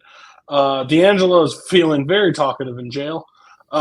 He's just talking to everything, agreeing to everything, because he's very upset with what happened with Wallace. Is that his mother? Yes. Yes. That's his mother. It's Avon's sister. Mm-hmm. Not Mother of the Year. I want that on the record. I watched this on Mother's Day. Let me tell you. I didn't watch this. Was Mother's Day this last Sunday? Yes. Yeah. Yes. Didn't watch it on Mother's Day. Terrible. She brought him food in the previous episode. What an asshole. Go down for this fucking guy when like she has more ties to Avon. Which don't we find out Avon gets way less years than everybody else in this thing? Doesn't he get like 7 years? Mm-hmm. And D'Angelo's facing 20? Well, he got caught with the drugs. Yeah. Shut the fuck up, Mark. That's how it goes in life. That's because Weebay sat there and confessed to all the murders. Charles Manson didn't kill one fucking person, but guess what? He went down for the fucking rest of his life because he got other people to do his shit for him. It's called conspiracy, okay? Should have went down. Basically, and fucking Weebay just fucking jumps on the grenade and just takes I'm going to own up to this murder, I'm going to own up to this murder, and I did this. They're like, well, you're facing murder. You might want to stop. I killed a cop. Like, we'll do it. We'll just tell everything. We're fine with that. He would have said, I killed JFK for some potato salad. Yeah, he's so pissed there's coleslaw only. But yeah, she meets up with D'Angelo. She's basically telling him like he knows he did wrong and he didn't feel good. Like you don't want to turn on family. You need to just ride this out. And He flips back. He was on it. He flips right back to it. She mentioned the baby that he's only really cared about in like one episode. Who's Perlman? The ADA. Yeah, the girl, right? Rhonda. She's ecstatic because this is going to look fucking like amazing for her. Like this is basically welcome to the judge. She's got it. She's like drugs, money, fucking career case, like done deal. Like everything's good. I don't know what that means. Read it. Perlman starts to unbutton her shirt. They what? I guess they get. Did they get busy? They had some parking garage sex. Yeah. Yeah. They have sex. Yeah, they have sex. So of course, that's a crime. Right there? Probably. Like we all know what happened. Well, I just didn't put the fucking. That was the thing. Like she tries to seduce him, like the thing. But that happens. They fuck in the garage. Cool. Fucking Rawls asked the question that Jimmy never wants to fucking hear. Where do you want to work next? Like on this thing, so he's fucked. We'll find out, but he's fucked at the end, regardless. Guarantee you that's not where he wants to. Jimmy ends up going to the hospital to talk to her. He's like, I feel bad. Like, of course, we have to send the only black officers we got, like, to do this undercover. Like, if I could go back, she's like, the only regret I have is not putting enough tape on that fucking gun. Like, she was like, she owns up to it, and like her roommate, girlfriend is like, just this job is not worth what you just went through, like at all. And she's like, it's really not. She does ask for a favor from him, basically to give money to Bubbles, because she does like she's one of the kindest characters in the show overall. And then Bubbles basically tells him to not like don't tell her like that he's back on it. Like just don't. And again, he tried, but like. They fucked around. They even pulled him in, like interrogated him. He had no freedom in that one. What else am I missing here? We find out that Carver was the rat. Yeah. Yes.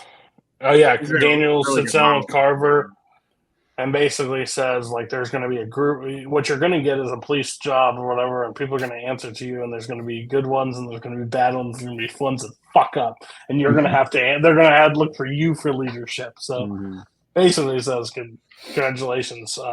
And he's like, "What was I supposed to do?" They asked for like the things, and I was just keeping up to date. He's like, "I wonder why everything kept falling through when we had it because fucking you."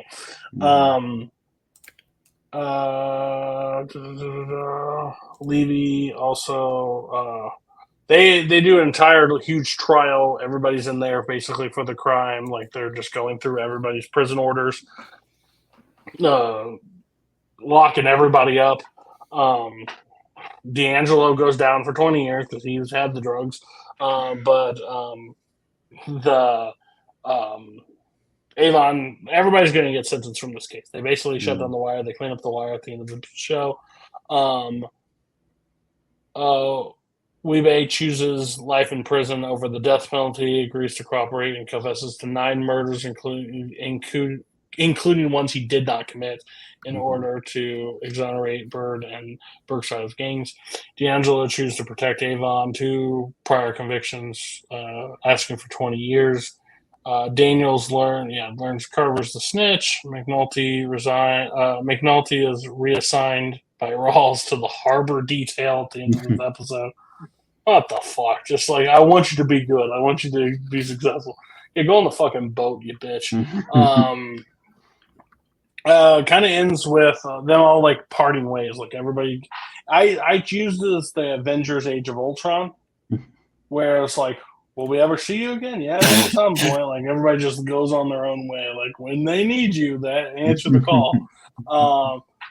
Stringer is still like he's still we see him like at the end, like still at the desk, like still doing work. So that's cool. And again, if you're gonna pick a character like Avon versus Idris Elba, like I'm shocked that Idris Elba's the one that's still out doing work on this one. Clearly, they're the strongest one. But he's doing that. And the episode ends with Omar showing pulling the gun. I may have missed some parts on this, but overall, I think, like, again, if I'm watching this, and this is season 1 of the show that I have been talked, there are 3 shows that I hear in, like, the breath of, like, people, like, the talk highly of shows. It's this, it's The Sopranos, it's Breaking Bad. Like, those 3 shows, like, for some I get why. I have never seen The Sopranos, so maybe check out season 2. We might be doing that one, but I don't know where. Like, I feel like this show was cut after season 1. Like, that's how the show ends for me. Like, this, if I had to wait an entire summer, I'm like, well, The Wire's never fucking coming back. It was over. It was a miniseries. It did what it did. Mm-hmm. But I enjoyed where it was. Like, I love all these characters into it. We started this show 13 episodes ago. I don't know a lot of these characters from, like, Adam, like, who they were. I don't know their careers. So, like, great character actors all built into this world. I love the world we were creating. It just feels like the book was closed a little too early for me. But back on it, Mark, you make valid point. This is how this was supposed to end. They weren't ever going to do this correctly because they say that the entire 13 episodes. Like, give the warrants, file the warrant, do this. Like, no, well, we need 30 more days, blah, blah. So everything was pushed against them. So it makes sense that they're closing.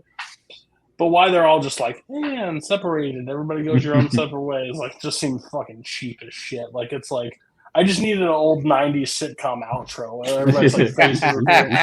Jimmy is now working at the harbor detail and do blah, blah, blah. Still drinks a lot and has sex with many women.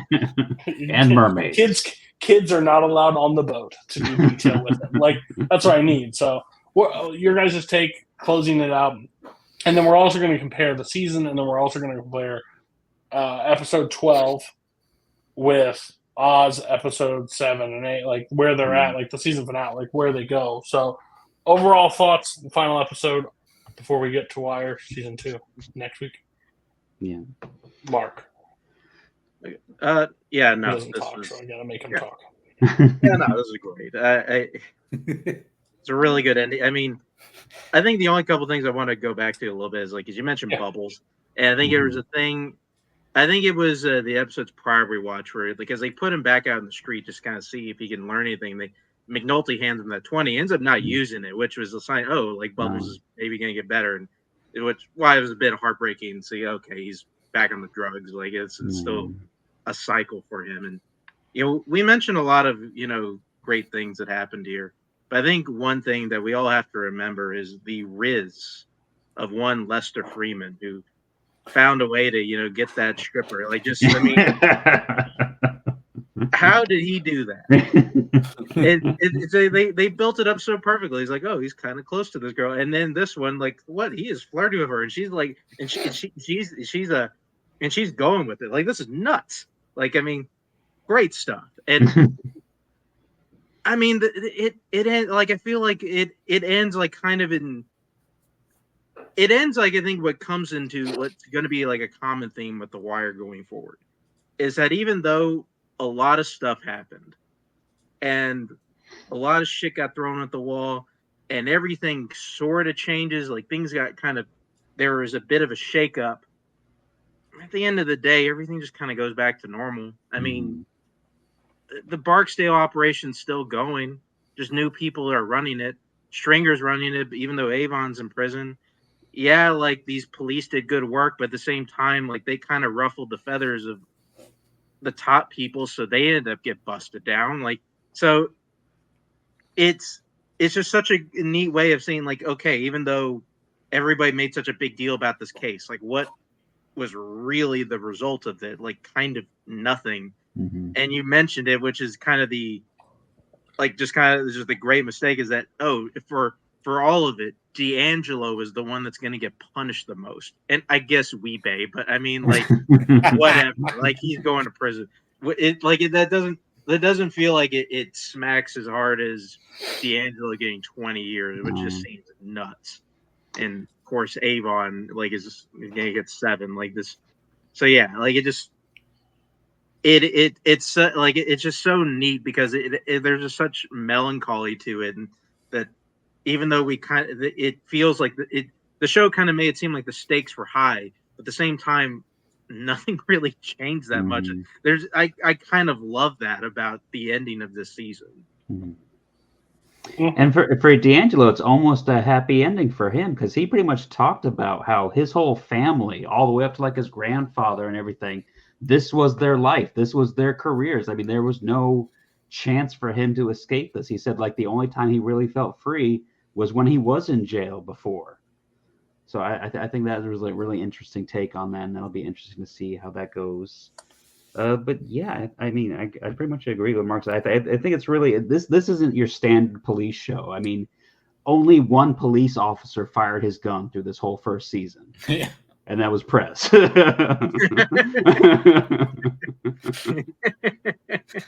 Even Daniel says, like, yeah, you got a quick, you got to figure that out. I hear you got a quick trigger pull. Yeah, light trigger pull. Light trigger pull, yeah. Mike?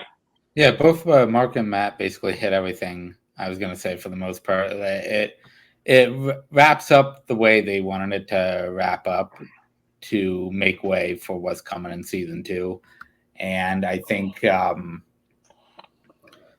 got the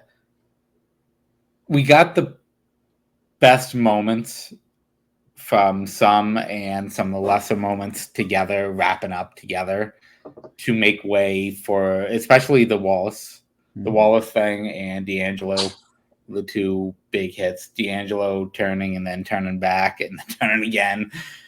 It's definitely going to be interesting to see, Cody, what you feel about season 2, because I definitely know what these two. I'm kind of on the same boat with these two on season 2, so I'm very curious what your thoughts are going into it. Yeah, and what I will say is, like, overall where I'm at is, like, even though I'm like, okay, some of these are a little bit, I don't feel like it ended the way I would have probably wanted it to end in my head. But where I started the season, where I started the show, I thought, oh, this is going to be a police procedural. It's the farthest thing from a police procedural, so that's good. It saved me from that. 2, it's kind of season 2, they're kind of explaining the world. They're breaking apart and they're doing all this stuff, so where's it going to go? They have my curiosity, so like I'm nowhere near like, oh, where's it going to go? I'm fully on board for the season 2, regardless how you guys talked about it. I'm excited to look ahead to it, so that's exciting. And then, yeah. So, so comparing basically Riot 1, Riot 2, his seasons, Oz that, and then Breaking Bad ends with the Tuco drug deal. Yeah. Tuco drug deal. As he and then this, like, where are we sitting at it on the? The sad thing is, so Breaking Bad is already going to be higher for me. That's just not a shock to everybody. It just works better for me. But I know, I don't know how you guys feel, but like when somebody recommends something or you hear something very highly about stuff, your expectations are already at a certain level, and that's kind of where they were for The Wire. So I expected like, whoa, 9, like basically 12 and 13 to be like, that's crazy. I felt that during the season. Earlier spots, like Omar moments in that first season, spiked that moment for me. The shootout that puts her in the hospital, that's episode mind-blowing. I feel like it lost steam. So it's not, I think it's,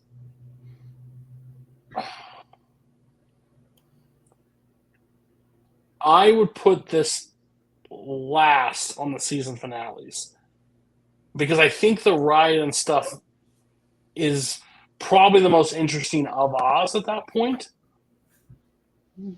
Now, I want to correct that. If I had to rank seasons, The Wire season is better than Oz season 1 in my eyes.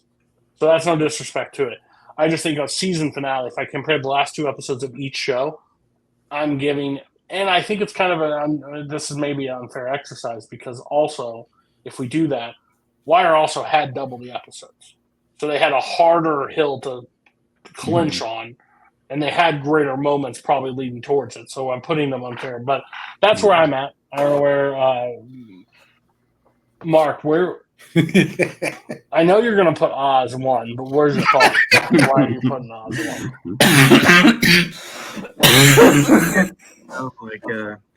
That Ross guy, and I can't believe. I'm really glad they're trying to get to the bottom of his murder. I mean, figuring out like who whacked him. Yeah, I mean, come on, like Oz at the bottom. Come on, I don't know what we're doing here. Like, I'll think. It is. I think it is tougher than I think it is. I think I'm still gonna lean Wire as the better season finale. Like, even though it is weird, because I mean, you mentioned kind of the better episodes kind of happening right before it. I think that's also true for Breaking Bad. Like the better episode of that season was Crazy Handful. I also think that's unfair for Breaking Bad too, if we're talking about season 1, because the writer's strike really impacted that season. We can already tell that. Yeah, because the Tuco death should have been the season finale. 1,000%, yeah. Right, but I still think like the Punch Out beat up scene, like the intense thing, makes it worth it for me. But I don't know why. Same reason. I don't know why the fuck I went to Mark. I don't know why the fuck I'm going to Mike, but I'm going to go to Mike next. Well, okay, let's talk about this, all right? So, at the beginning of Oz, you got the 2 main groups who are in charge, Aryan Brotherhood, the Italian Mafia. By the fucking riot, both those groups are fucking kaput at this point. It is basically the bikers, the Italians, the Muslims, and then the gangsters that are controlling everything. And you get also the breakdown, the culmination of the breakdown of Beecher, where he's a fucking animal during the riots, where he's randomly just pushing people just to fuck with them, which is fucking hilarious. You get all that, and you get the SWAT coming in and it ends with the SWAT taking them out with shots being rang out and people running. Yeah, that's definitely my number 1. I'm gonna go Wire as the second, mainly because Breaking Bad does not feel like a season finale. It feels like another episode. Like we talked about it, where Tuco's death should have been the fucking season finale, and I don't blame them for that. It's a writer's strike that fucked them on that. But yeah, that's why I will give the edge to The Wire, and then I will go Breaking Bad as a third for the finale. All right, Matt's in full agreement. His head is shaking. If the Tuco death episode was the actual season finale, that would have been my number 1 for sure. But what if I edited it right now and made yeah, just go change IMDb and fix it up. But it's 9 episodes now probably, instead of 7. Just for how, because I mean, like the Wire kind of wraps stuff up. It feels like a season. Oh, it could even be a series finale almost. So I feel like I'm going to give that one the edge. As you said, it's probably unfair because it had 13 episodes to tell more of a story than the other. I think Breaking Bad had 7 episodes and Oz had 8 episodes. Yeah. And Oz definitely is the one that ends with a cliffhanger. And of course, they did not resolve the cliffhanger very well. That kind of hurts the season finale of Oz. Is with the season premiere, and the second season kind of takes a little bit of the bite out of that finale. But yeah, so I'd probably put Wire, Breaking Bad, and Oz.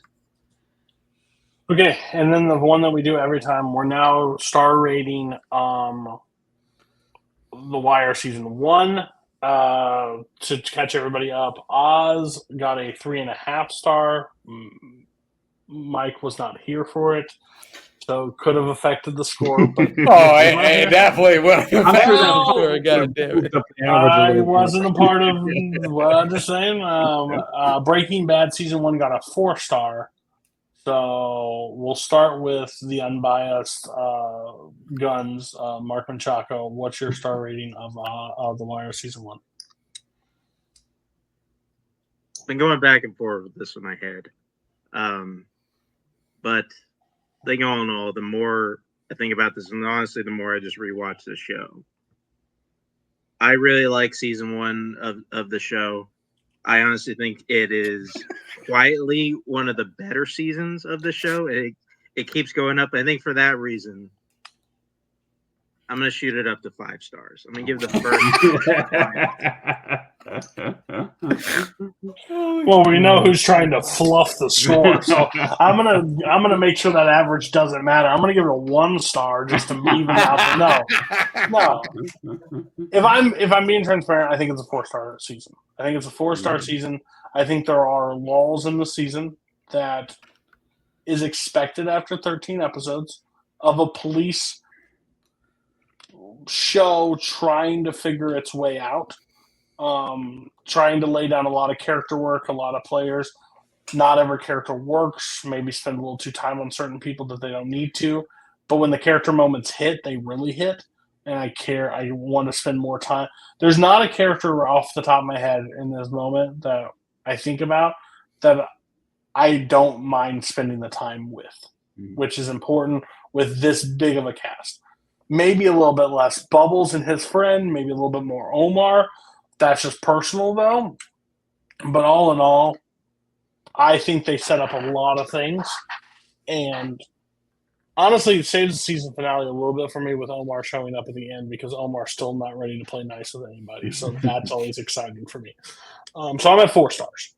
And I think it's behind Breaking Bad, but that's just obvious for me. I understand if Wire, with 13 episodes, goes higher than Breaking Bad. I'm not going to be disappointed.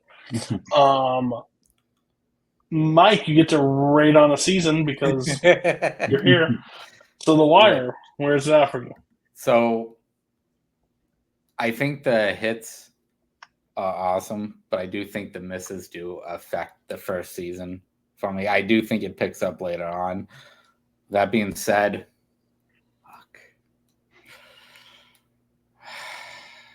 I gotta go 3.5. Oh, wow.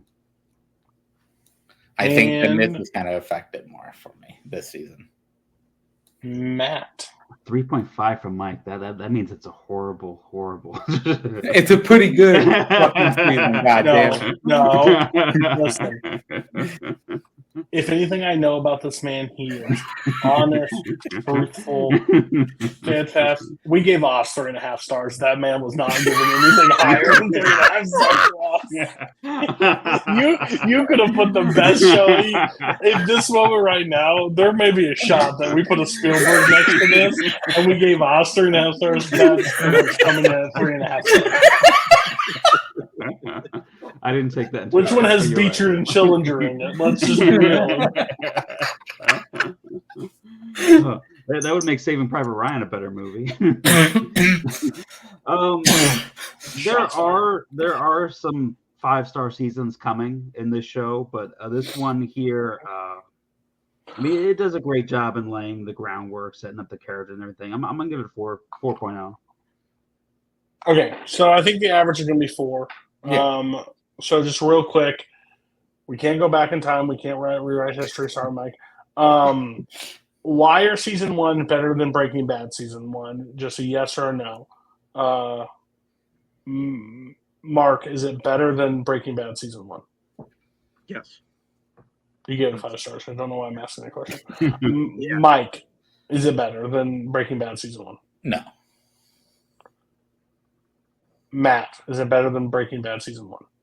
Yes, with an asterisk because Breaking Bad didn't get its full season 1. No, it's not better. So we're tied. So it's just basically they're going to share the number 1 spot right now at this point. I'm not going to make anybody do a tiebreaker. I'm not going to flip a coin. They're both 4 stars. They're both sit right next to each other. They will both be topped by future seasons to come. I just want that on the record.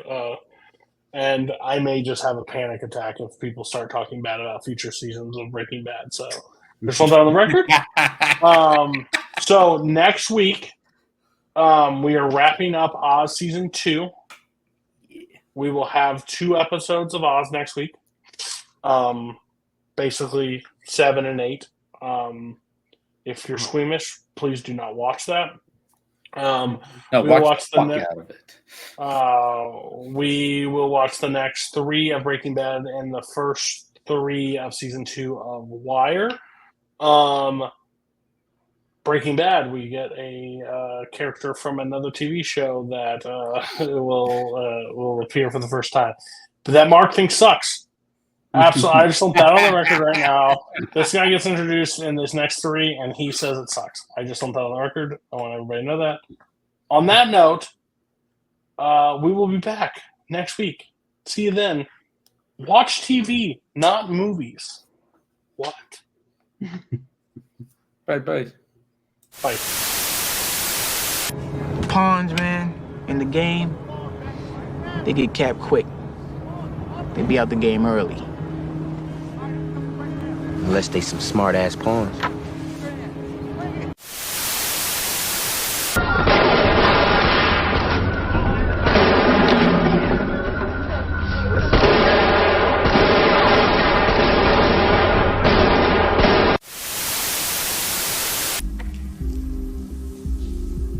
This is not meth.